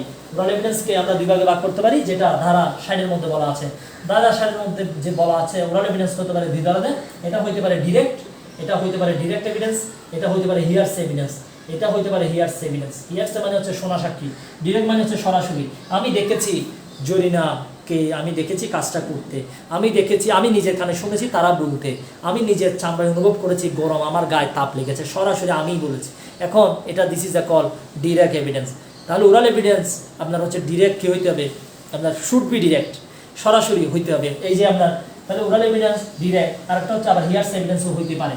হিয়ার্স এভিডেন্স কীরকম, আমি শুনেছি রহিম বলতে করিম রহিমকে মেরেছে, এটা আমরা তারা বলার সময় আমি শুনেছি। ঠিক আছে, তাহলে একজন ঘুরে ঘুরে আসে যে হিয়ার্স এভিডেন্স। হিয়ার্স এভিডেন্স এখানে অ্যাকসেপ্ট করা হবে না। প্রথমে বললাম সাক্ষ্য দুই ধরনের, ওরাল এভিডেন্স, ডকুমেন্টারি এভিডেন্স। সংজ্ঞা দেওয়া আছে সেকশন 3 তে। সেকশন 16 এ ওরাল এভিডেন্সের কথা বলা আছে, দুই ধরনের হতে পারে, ডিরেক্ট অথবা হিয়ার্স এভিডেন্স। হিয়ার্স এভিডেন্স হচ্ছে শোনা সাক্ষ্য, শোনা সাক্ষ্য গ্রহণ করা হবে না। Best evidence rule, best evidence রুলের নিয়ম অনুসারে শোনা সাক্ষ্য সবসময় এক্সক্লুডেড হয়ে যাবে। কিছু কিছু ক্ষেত্র আছে যেখানে শোনা সাক্ষ্য নেওয়ার সুযোগ আছে, এগুলো পরে একটু পরে বলবো। এরপর আমরা দেখবো হচ্ছে ডকুমেন্টারি এভিডেন্সের বিষয়টা আমাদের জন্য গুরুত্বপূর্ণ। এই ডকুমেন্টারি এভিডেন্সের বিষয়ে আমরা পড়বো হচ্ছে 62 এবং 63। ধারা 62, ধারা 63 আমরা ডকুমেন্টারি এভিডেন্স নিয়ে বলবো। প্রাইমারি এভিডেন্স এবং হচ্ছে secondary evidence. What is primary evidence, what is secondary evidence. Primary মানে হচ্ছে দলিলটাই কোর্টে দিব যে your honour this is the document, এটা হচ্ছে প্রাইমারি এভিডেন্স। আর সেকেন্ডারি কোনটা, ফটোকপি, ফটোকপি দিয়ে আসলাম কোর্টের কাছে, this is the secondary evidence. স্বয়ং দলিলটা যদি নিয়ে যায় প্রাইমারি, নকল যদি নিয়ে যায় সেটা হচ্ছে সেকেন্ডারি। এটা নিয়ে আমরা কথাবার্তা বলবো। এর বাইরে আরও দুই ধরনের এভিডেন্স আছে, কয়েক ধরনের, এগুলো আমি একটু বলে ফেলি। একটা হচ্ছে সার্কামস্টেন্সিয়াল এভিডেন্স, সার্কামস্টেন্সিয়াল এভিডেন্স, আর একটা হচ্ছে আপনার best evidence rule, best evidence rule. এগুলো নিয়ে একটু কথাবার্তা বলে ফেলি। সার্কামস্টেন্সিয়াল এভিডেন্সটা কি, আমি এবং না সকিনা এবং জরিনা দুইজনেই চোলাচুলি দিয়েছে।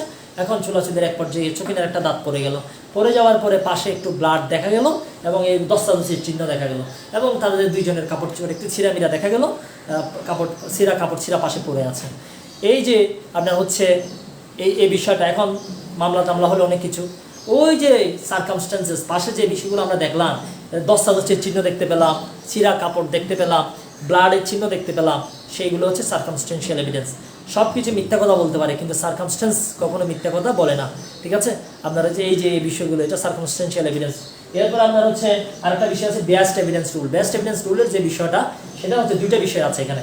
বেস্ট এভিডেন্স রুলের মধ্যে দুইটা বিষয়, একটা হচ্ছে section 60, oral evidence shall be direct. Oral evidence হবে ডিরেক্টলি, আমি শুনেছি, আমি দেখেছি, আমি শুনেছি, আমি দেখেছি, আমি অনুভব করেছি, দিস ইজ দ্য আপনার হচ্ছে ওরাল এভিডেন্স, ডিরেক্ট হইতে হবে। তাহলে বেস্ট এভিডেন্স রুল অনুসারে শোনা সাক্ষ্য নেওয়া যাবে না, ডিরেক্টলি নিতে হবে। আর একটা আছে সেটা হচ্ছে 64, আপনাকে সবসময় নিতে হবে primary evidence. Primary evidence shall include secondary evidence. Primary সাক্ষ্য মাধ্যমিক সাক্ষ্যকে বাদ করে দিবে, ঠিক আছে, বাদ করে দিবে। তাহলে বেস্ট এভিডেন্স রুলের কথা বলা আসলে দুইটা সেকশনের কথা মাথায় আসে, একটা হচ্ছে 60, একটা হচ্ছে 66। এই দুইটা দ্বারা আবার কিছু ব্যতিক্রম আছে। হিয়ার্স এভিডেন্সের দুইটা ব্যতিক্রম আছে। কি কি ব্যতিক্রম আছে হিয়ার্স এভিডেন্সের? হিয়ার্স এভিডেন্সের ব্যতিক্রম, আমরা প্রথম ব্যতিক্রম হচ্ছে রেস জেস্টে, যেটা হচ্ছে সেম ট্রানজাকশন, আমরা যেটাকে বলি সেকশন 6। সেকশন 6 এ সেটার সংজ্ঞা দেওয়া আছে, 7, 8, 9 এবং 14 তে বিস্তারিত দেওয়া আছে। এটা আপনার হচ্ছে এইগুলা হচ্ছে আপনার হিয়ার্স এভিডেন্সের ক্ষেত্রে, এগুলো কিন্তু আবার কিন্তু প্রযোজ্য, এটা এক্সেপশন, এটা কিন্তু অ্যাকসেপ্ট করা যাবে। এরপরে ডাইং ডিক্লারেশন 32-এর 1, 32-এর 1ও কিন্তু আপনার এখানে কি করা যাবে, এটা কিন্তু অ্যাকসেপ্ট করা যাবে, এটা কিন্তু একদম শোনা সাক্ষ্য, ঠিক আছে, হিয়ার্স এভিডেন্স। তাহলে আমরা সাক্ষ্য নিয়ে আমরা কথাবার্তা বললাম, আশা করি সাক্ষ্যের এই বিষয়গুলো আমাদের মাথায় থাকবে, ঠিক আছে। সাক্ষ্য নিয়ে কথাবার্তা বলার পরে আমরা আরেকটা জায়গায় চলে যাব, তাহলে হচ্ছে আপনার প্রিন্সিপাল অফ রেস গেস্ট, এগুলো আপনারা পারবেন। সাক্ষ্য নিয়ে কথাবার্তা বললাম, এরপরে আচ্ছা বাকি যে বিষয়গুলো আছে সেগুলো একটু বলে ফেলি। অলরেডি অনেক কথাবার্তা বললাম, সাক্ষ্য আইন অনেক বড়, তারপরে যাই হোক যতটুকু পারি। আমি প্রথমে যখন আপনাদেরকে 10 মিনিট রিভিউ দিয়েছিলাম তখন ভালো লেগেছে, কিন্তু এখন যখন ও মাই গড অনেক পড়া।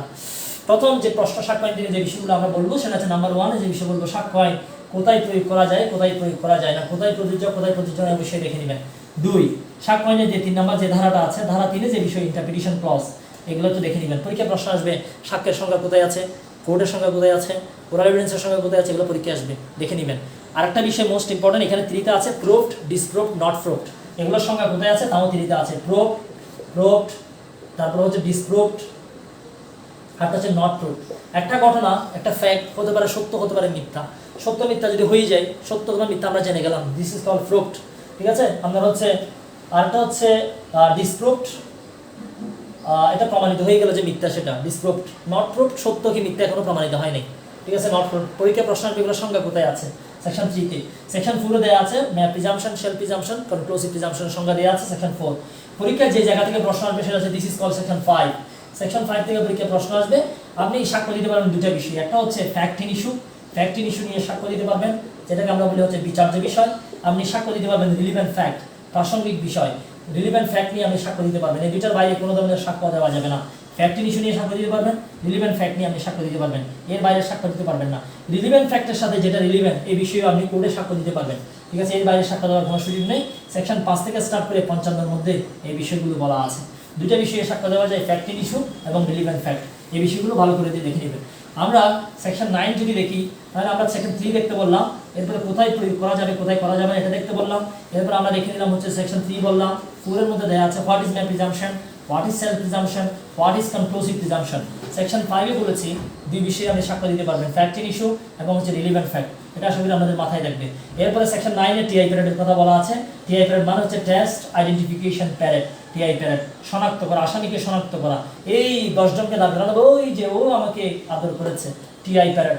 সেকশন 10 এ হচ্ছে আপনার 11টা মোস্ট ইম্পর্টেন্ট কনস্পাইরেসির কথা বলা আছে, কমন ইন্টেনশনের কথা বলা আছে, একটু দেখে নেবেন। এরপর আমরা একেবারে জাম্প করে চলে যাচ্ছি হচ্ছে সেকশন 17 তে চলে যায়, যেখানে বলা আছে হোয়াট ইজ এডমিশন। এডমিশন হচ্ছে একটা statement, admission is a statement. হইতে পারে ওরাল, হইতে পারে রিটেন।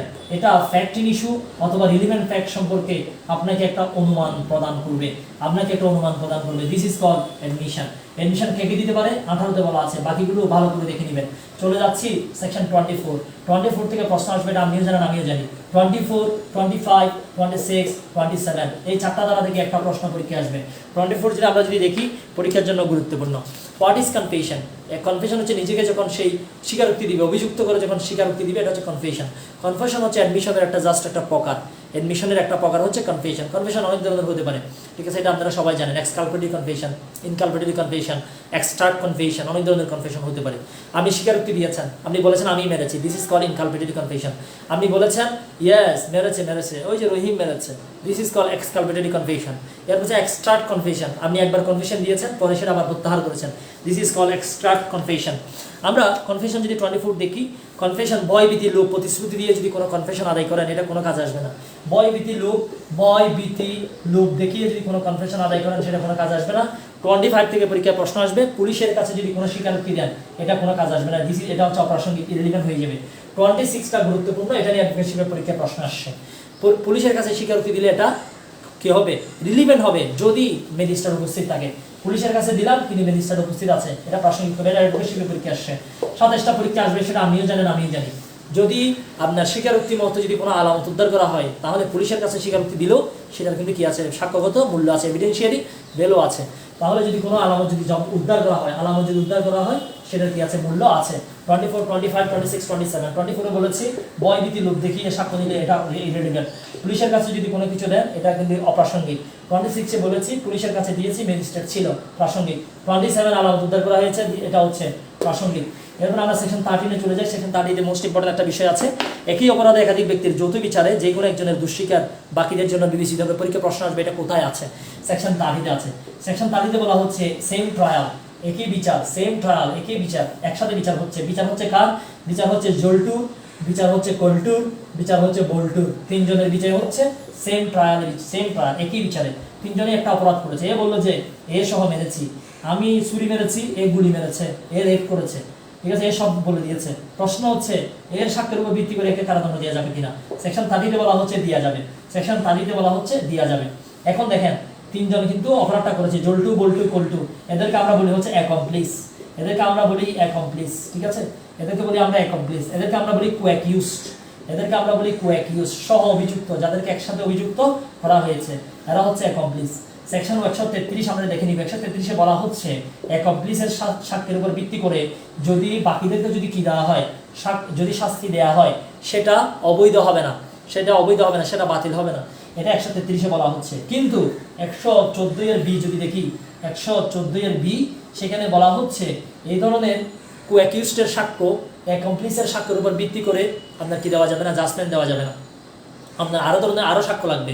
করবোরেটিভ এভিডেন্স লাগবে, এটাকে সাপোর্টিভ এভিডেন্স লাগবে। যদি করবোরেশন যদি না করায়, আরেকজনের সাক্ষ্য যদি এখানে যদি আনতে না পারেন, শুধুমাত্র কো-অ্যাকিউজডের উপর ভিত্তি করে, অ্যাকমপ্লিসডের সাক্ষীর উপর ভিত্তি করে কাউকে আপনি পানিশমেন্ট দিতে পারবেন না। কারণ যে চুরি করেছে, চোরাইয়ার কথা কেমনি বিশ্বাস করবেন, ডাকাতের কথা কেমন আপনি বিশ্বাস করবেন? কারণ এ কেন স্বীকার করলো? কারণ হচ্ছে আমরা জানি সিআরপিসির সেকশন 337-এ আমরা একটা বিষয় বলেছিলাম, রাজসাক্ষীর বিষয়।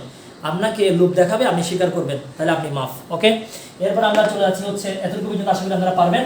এবার মোস্ট ইম্পর্টেন্ট যে বিষয়টাতে যাব সেটা হচ্ছে 30 বললাম, 32 এবং 33 এই দুটো বিষয় ভালো করে দেখে নেবেন। ডাইং ডিক্লারেশন হচ্ছে 32 এর 1-এ বলা আছে, ডাইং ডিক্লারেশন নিয়ে একটা পরীক্ষায় প্রশ্ন আসবে। ঠিক আছে, 32 ভালো করে দেখে নেবেন, 33 ভালো করে দেখে নেবেন। ঠিক আছে, 32, 33 ভালো করে দেখে নেবেন। পরীক্ষায় এখান থেকে এই জায়গা থেকে একটা প্রশ্ন পরীক্ষা মাস্ট আসবে, 7 দেখে নিলে হয়ে যাবে, সমস্যা নাই। এরপর আমরা চলে যাবো হচ্ছে সেকশন 45, যেখানে আমরা এক্সপার্ট ওপিনিয়নের কথা বলা আছে। মোট 5টা বিষয়ে আপনি এক্সপার্ট ওপিনিয়ন দিতে পারবেন, সেই বিষয়টা বলা আছে হচ্ছে আপনার সেকশন 35। সেকশন 45-এর আগে সেকশন 42 একটু দেখে নেবেন, 41 দেখে নেবেন। 41-এ মোট 4টা বিষয় বলা আছে, এটা একটু দেখে নেবেন। 45 হচ্ছে এক্সপার্ট ওপিনিয়ন, এক্সপার্ট বিশেষজ্ঞদের অভিমত। সবাই সব কিছু জানে না, কোর্টে সব কিছু জানবে তা কিন্তু নয়, অনেকগুলো বিষয়ে অনেকে এক্সপার্ট থাকতে পারে। ঠিক আছে, আপনার হচ্ছে যেমন বিদেশি আইনের প্রশ্নে, বিজ্ঞান, চারুকলা, হাতের লেখা টিপস, মোট 5টা বিষয়। ফরেন ল, সায়েন্স, আর্টস এবং হচ্ছে হ্যান্ড রাইটিং এবং হচ্ছে ফিঙ্গারপ্রিন্টস, এই 5টা বিষয়ে আপনি এক্সপার্ট ওপিনিয়ন নিতে পারবেন। ঠিক আছে, এরপরে চরিত্র বিষয়ে 52 এবং 53, 54, 52, 53, 54।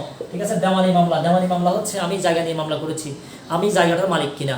এখন ওইখানে গিয়ে আমি সবাই ওইখানে গিয়ে বলেছিলাম আমি ডাকাত, আমি চোর, এই হাবি যাবে, এগুলো বলার কোনো দরকার নেই, এগুলো সবগুলোই রিলিভেন্ট। তবে ফৌজদারি মামলায় কিন্তু এগুলো কিন্তু রিলিভেন্ট, দেওয়ানি মামলায় চরিত্র অপ্রাসঙ্গিক। ওকে, ফৌজদারি মামলায় অপরাধী যে ভালো বিশ্বাস, কিন্তু ও মাই গড, তো মায়ের তো হুজুর, হে কেমনে 377 করতে পারে, আল্লাহ আল্লাহ, এটাও আপনি বলতে পারবেন। কারণ ও মাই গড, হুজুর সারাদিন নমস্কার, কেমনে 377 করবে, এটা আমরা বিশ্বাস, এটা প্রাসঙ্গিক।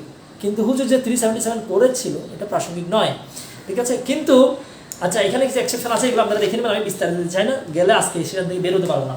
এরপরে আমরা মোস্ট ইম্পর্টেন্ট দেখবো হচ্ছে 56, 57 মোস্ট ইম্পর্টেন্ট 56 এবং 57, যেগুলো জুডিশিয়াল নোটিসে নিবে, এগুলো প্রমাণ করার কোনো দরকার নেই। একটু আগে বলেছি কোনটা জুডিশিয়াল নোটিসে নিবে, এটা 57 এর তালিকাটা আছে, তালিকাটা পরীক্ষার জন্য 100% গুরুত্বপূর্ণ, ভালো করে দেখে নেবেন।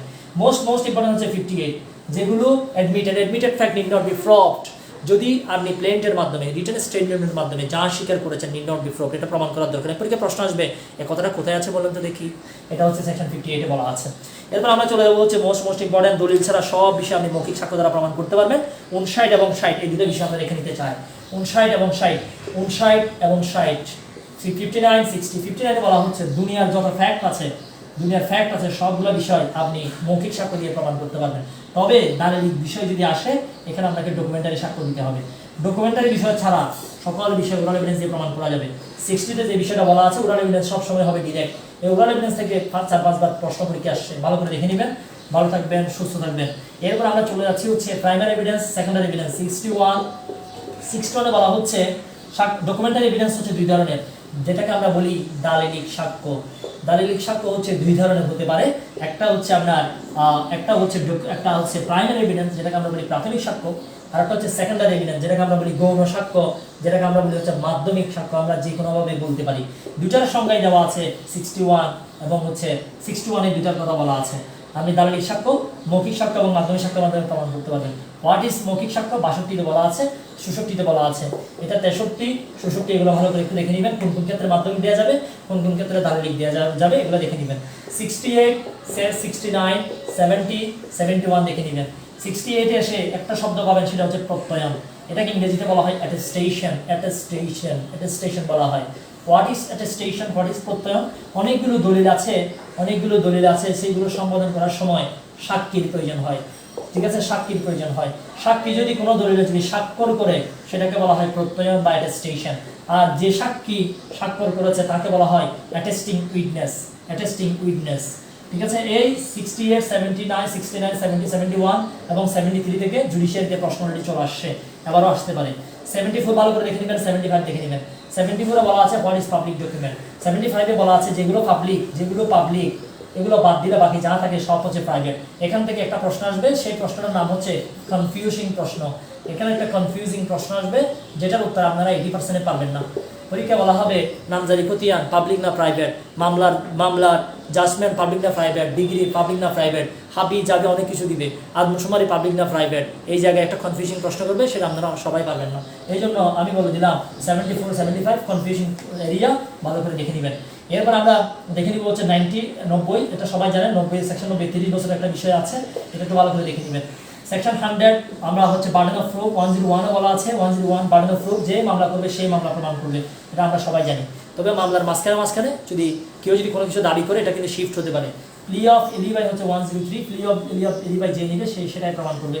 স্যার ঘটনা করার সময় আমি তো ইন্ডিয়া ছিলাম, এটা হচ্ছে প্লি অফ এলিবাই, আপনি যদি ইন্ডিয়া থাকেন তাহলে আপনি এটা করতে পারবেন না, যেটার কারণে একটা ঘটনা সম্ভব অসম্ভব করে দিচ্ছে। This is call plea of alibi. আমি অন্য জায়গায় ছিলাম, অন্যত্র ছিলাম, এলসওয়্যার, অন্য জায়গায় ছিলাম, যে নিবে সে প্রমাণ করবে। তারপরে হচ্ছে 105 জেনারেল এক্সেপশন, যে নিবে সে প্রমাণ করবে। এই 101 থেকে স্টার্ট করে 106 এর মধ্যে যত এক্সাম্পল আছে এগুলো পরীক্ষার জন্য 100% গুরুত্বপূর্ণ। পরীক্ষা একটা এক্সাম্পল দিয়ে দিবে, বলে যেটা কোন দ্বারাই, আপনারা আনসার হবে 104, আপনারা দাগাবেন 106। ঠিক আছে, আপনার বউ আপনার বাসায় মারা গেছে, বউ যে আপনার বাসায় মারা গেল, এটা আপনাকে প্রমাণ করতে হবে যে আপনি মারেন নাই। ঠিক আছে, এটা হচ্ছে 106। ট্রেনের টিকিট নিয়ে উঠলেন, এটা কাকে প্রমাণ করতে হবে যে টিকিট যে ছিল, এটা কে প্রমাণ করবে, এটা কোন দ্বারাই আছে ভালো করে দেখে নেবেন। 101 থেকে 106 এক্সাম্পলগুলো ভালো করে দেখে নেবেন। 107 এবং 108 এখানের মধ্যে দুইটা বিষয় বলা আছে, দুইটা আপনার হচ্ছে এই একটা হচ্ছে 30 বছর, 7 30 8 7, এখানে হচ্ছে 7 বছর, এখানে হচ্ছে 30 বছর। 30 বছর একজন ব্যক্তি 30 বছর ধরে জীবিত আছে, এটা আমরা সবাই জানি। কেউ একজন বললো যে ও মাই গড, হে মারা গেছে, যে বলবে 30 বছর ধরে যে জীবিত ছিল মারা গেছে বলবে, সেটা সে প্রমাণ করবে। একজন ব্যক্তি আমরা সবাই জানি যে গত 7 বছর ধরে তার কোনো খবর নাই, যে বলবে এই বেঁচে আছে সে সেটা প্রমাণ করবে। পরীক্ষা এই 2টা থেকে পরীক্ষা অলরেডি প্রশ্ন চলে আসছে, ভালো করে দেখে নেবেন। 112 থেকে পরীক্ষা প্রশ্ন আসছে, আবার আসতে পারে। বিবাহ বলবৎ থাকাকালীন অবস্থায় যদি কোনো বাচ্চা হয়, বাচ্চা বৈধ। এরপরে 280 দিনের মধ্যে যদি কোনো বাচ্চা হয়, সেই বাচ্চাও কিন্তু বৈধ। ওকে, এখানে কিন্তু মুসলিম ল আসবে, আমি মুসলিম লতে যাচ্ছি না। 114টা গুরুত্বপূর্ণ, এটা সাবসেকশন সহ দেখে নেবেন, সাবসেকশন সহ দেখে নেবেন। ওকে, এরপর আমরা যে বিষয়গুলো নিয়ে কথা বলবো সেটা হচ্ছে 115। দিস ইজ কল হচ্ছে স্টোবেল। একবার যে কথা বলে ফেলেছেন সেটা পরে আর উদ্র করতে পারবেন না। তোমাকে আমি ভালোবাসি, পরে কিন্তু উদ্র করা যাবে। কিন্তু এখানে 115-এ যেটা স্টোবেল আছে, এখানে তো এই কাজ করতে পারবে না। প্রতিবন্ধকতা হলো কোনো ব্যক্তি পূর্বে কোনো বিবৃতি প্রদান করলে পরে উক্ত বক্তব্যের সত্যতা স্বীকার করতে পারবে না। আপনি তো বলে দিয়েছেন আমি তোমার থেকে টাকা আর নিব না, পরে আবার নিব, এর কথা বলার সুযোগ নেই। স্টোবেল দ্বারা বাড়িত, ঠিক আছে, স্টোবেল দ্বারা বাড়িত, তবে আমি তোমাকে ভালোবাসি, এটা পরে কিন্তু আবার আমি উদ্ধার করা যায়। এটা পার্থক্য আছে। 115 স্টোবেল একটু দেখে নেবেন, কে কে স্টোবেল। 115 16 দেখে নেবেন। মোস্ট ইম্পর্টেন্ট 118 কে কে সাক্ষ্য দিতে পারবে, সবাই সাক্ষ্য দিতে পারবে, যারা প্রশ্ন বুঝবে, প্রশ্নের উত্তর দিতে পারবে, সবাই সাক্ষ্য দিতে পারবে। ওকে, একেবারে আনসার দিয়ে ফেললাম। ছোট বাচ্চা সাক্ষ্য দিতে পারবে, এই যে জরিনার ছেলে, যে 5 বছরের ছেলে জলটিমিয়া সাক্ষ্য দিতে পারবে, সাক্ষ্য দিতে পারবে, পারবে, কোনো সমস্যা নেই, যদি সে প্রশ্নে বুঝে এবং উত্তর দিতে পারে। ঠিক আছে, সাক্ষ্য দিতে পারবে। সাক্ষী হিসেবে যদি জল্টু 5 বছরের ছেলে যদি জল্টু আসে, এটা কিন্তু চিলড্রেন অ্যাক্টে এই শিশুর নাম হচ্ছে আপনার কন্ট্যাক্ট উইথ ল, এটা হচ্ছে আইনের সাথে সংস্পর্শ। ঠিক আছে, আইনের সাথে সাংঘর্ষিক হবে শিশু কখন, যখন অপরাধ করবে তখন। এটা গতকাল বলেছি। 118 বলেছি, 119 হচ্ছে বোবা সাক্ষ্য, এটা আপনারা একটু ভালো করে দেখে নেবেন। এরপর আমি একেবারে জাম্প দিয়ে চলে যাচ্ছি 133, যেখানে অ্যাকমপ্লিসের বিষয় আছে, এটা অলরেডি আমি আপনাদেরকে পড়িয়েছি। 126-এর বিষয়গুলো আপনারা ভালো করে দেখে নেবেন। 126 ইম্পর্টেন্ট অনেকগুলো বিষয় আছে। মোস্ট ইম্পর্টেন্ট হচ্ছে 134। একটা মামলা প্রমাণ করার জন্য 134 যে বিষয়টা বলা আছে আপনার হচ্ছে 134, একটা মামলা প্রমাণ করার জন্য নির্দিষ্ট সংখ্যক সাক্ষীর প্রয়োজন। এটা অনেকগুলো পরীক্ষা প্রশ্নটা আসছে। 135 হচ্ছে কার আগে কে সাক্ষী দিবে, মানে কি কার আগে।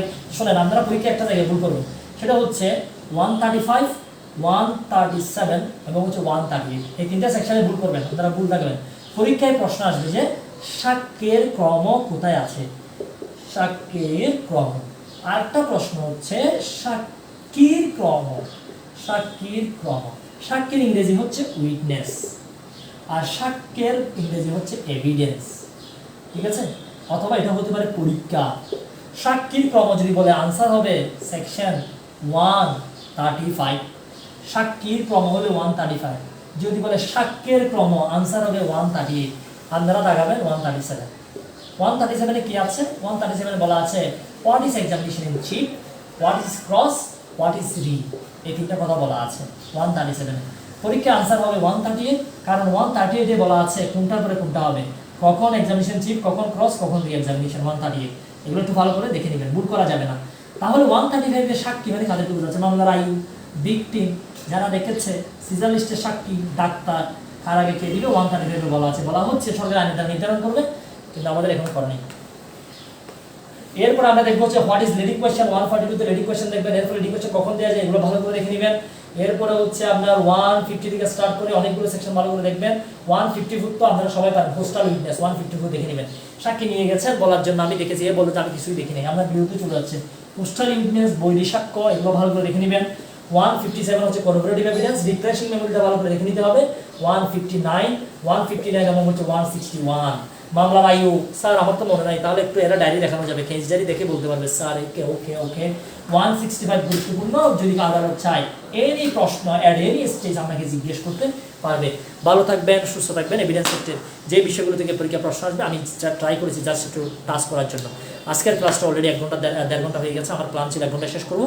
আগামীকালকের যে ক্লাসটা আপনাদের জন্য এটা আরও গুরুত্বপূর্ণ ক্লাস। আমি প্রত্যেকটা ক্লাসের পিছনে আপনাদের ক্লাস নিচ্ছি হচ্ছে, আমি বলে দিই, আমি প্রত্যেকটা পিছনের ক্লাসের পিছনে আজকে যে ক্লাসটা নিলাম 1 ঘন্টা 30 মিনিট, ঠিক আছে, 1 ঘন্টা 30 মিনিট ক্লাস নিলাম। গতকাল যেটা ক্লাস নিয়েছি 1 ঘন্টা 50 মিনিটের ক্লাস নিয়েছি। এই 1 ঘন্টা 50 মিনিটের ক্লাসটার জন্য আমাকে রেডি হইতে মিনিমাম সময় লেগেছে আমার 7 আওয়ার্স। তো আপনারাও যদি এই ক্লাসটা যদি রেডি করতে চান, আমি ধরেন 7 ঘন্টায় রেডি করতে পারলাম পুরো সবগুলো বিষয়, আপনাকে এটা রেডি করতে তো মিনিমাম হচ্ছে আপনার লাগবে হচ্ছে 7 ঘন্টা 14 ঘন্টা লাগবে। আমার তো ধরুন আগে থেকে অনেক পড়া আছে, আমি তো এগুলোর উপরেই থাকি। আমার প্রেম, আমার ভালোবাসা, আমার অনেকে বলে না আপনার হচ্ছে আমার যৌবনের প্রেম হচ্ছে এটা, আমার তারুণ্যের প্রেম হচ্ছে ওঠা ভ্রমণ করা, আমার তারুণ্যের প্রেম হচ্ছে সকিনা, কিন্তু আমার তারুণ্যের, আমার যৌবনের, জীবনের প্রেম হচ্ছে এইগুলো নিয়ে আমি আছি। সকালে বিকাশের মেসেজে আমার ঘুম ভাঙে, তারপরে হচ্ছে মানে এভাবেই সময় যায়।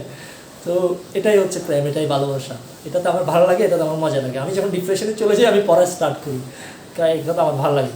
তো যাই হোক, যেটা বলতে চেয়েছিলাম সেটা হচ্ছে এই একটা ক্লাস রেডি করার জন্য অনেকক্ষণ কিন্তু সময় লাগে। আজকের যে ক্লাসটা সিআরপিসি রেডি করার জন্য আমার 1 ঘন্টা লাগবে, কিন্তু এই যে এভিডেন্স, এই যে SR1, এই যে আপনারা কি মনে করছেন যে আমি এমনি ঠাট করে একেবারে কোরআন শরীফের মতো করে সবগুলো একেবারে বলে দিচ্ছি, ও মাই গড সুইচ দিচ্ছি আর বের হয়ে যাচ্ছে, তা কিন্তু নয়।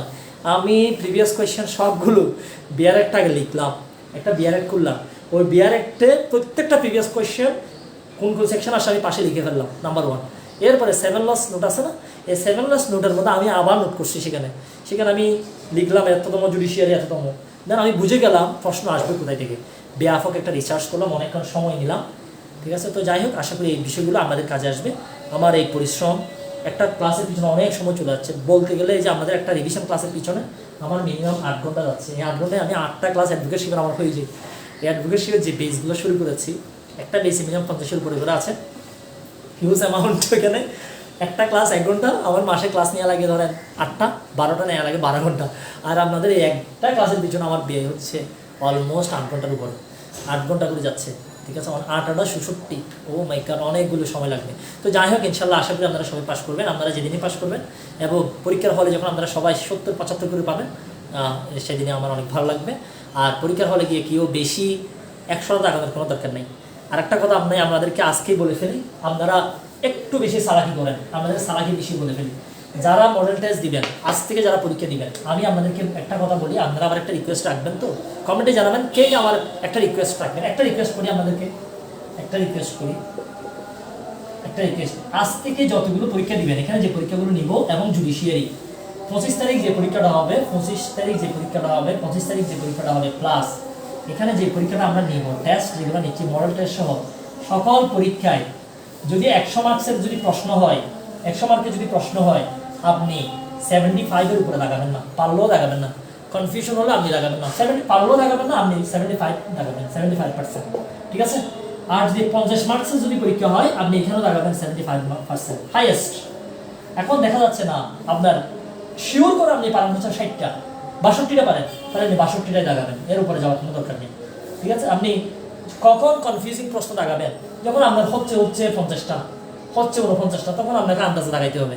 আদারওয়াইজ আপনি 75-এর উপরে দাগানোর কোনো দরকার নেই, ঠিক আছে। এখন ধরেন আপনি জানেন যে 100% আমি পারবো 80টা দাগান, সমস্যা নেই, কিন্তু 70টা ভালো, আর হচ্ছে 10টা হচ্ছে ইয়েস অর নো, সকিনা আর জরিনা, এটা হবে না।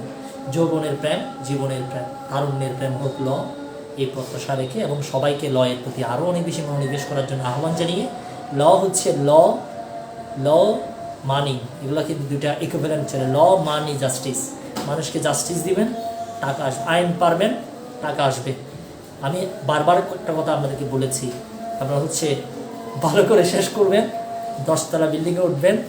যদি আমার মানে টাকা পয়সা কম থাকে 10 লাখ টাকা নিয়ে উঠবেন, 10 লাখ টাকা মারবেন, বেশি থাকলে 10 কোটি মেরে দিবেন।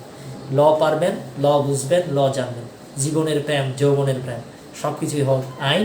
সবাইকে আইনের প্রতি আরও বেশি আন্তরিক হওয়ার জন্য আহ্বান জানিয়ে আজকের ক্লাসটি এখানেই শেষ করছি, এবং আগামীকাল আপনাদের সাথে আরও স্পিডে ক্লাস নিয়ে হাজির হব ইনশাল্লাহ। আল্লাহ হাফিজ।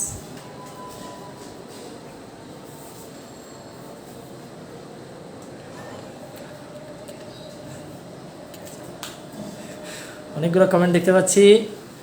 আমি দাগাইছিলাম ভাইয়ের অভিনয় ভাবে ক্লাসের মনোযোগ বাড়াই, না হয় ঘুমাই যেতে অনেকেই। আচ্ছা, পরীক্ষার নাম শুনলে ঠান্ডা ঠান্ডা লাগে। ওকে, ক্লিয়ার ছিলাম তো ভাইয়া। নোটিফিকেশান মাঝখান করতে আমার সাথে। আচ্ছা okay, Umme Salma clear. Thank you so much, ভালো থাকবেন, সুস্থ থাকবেন। আজকে এখানে শেষ করছি। আল্লাহ হাফিজ।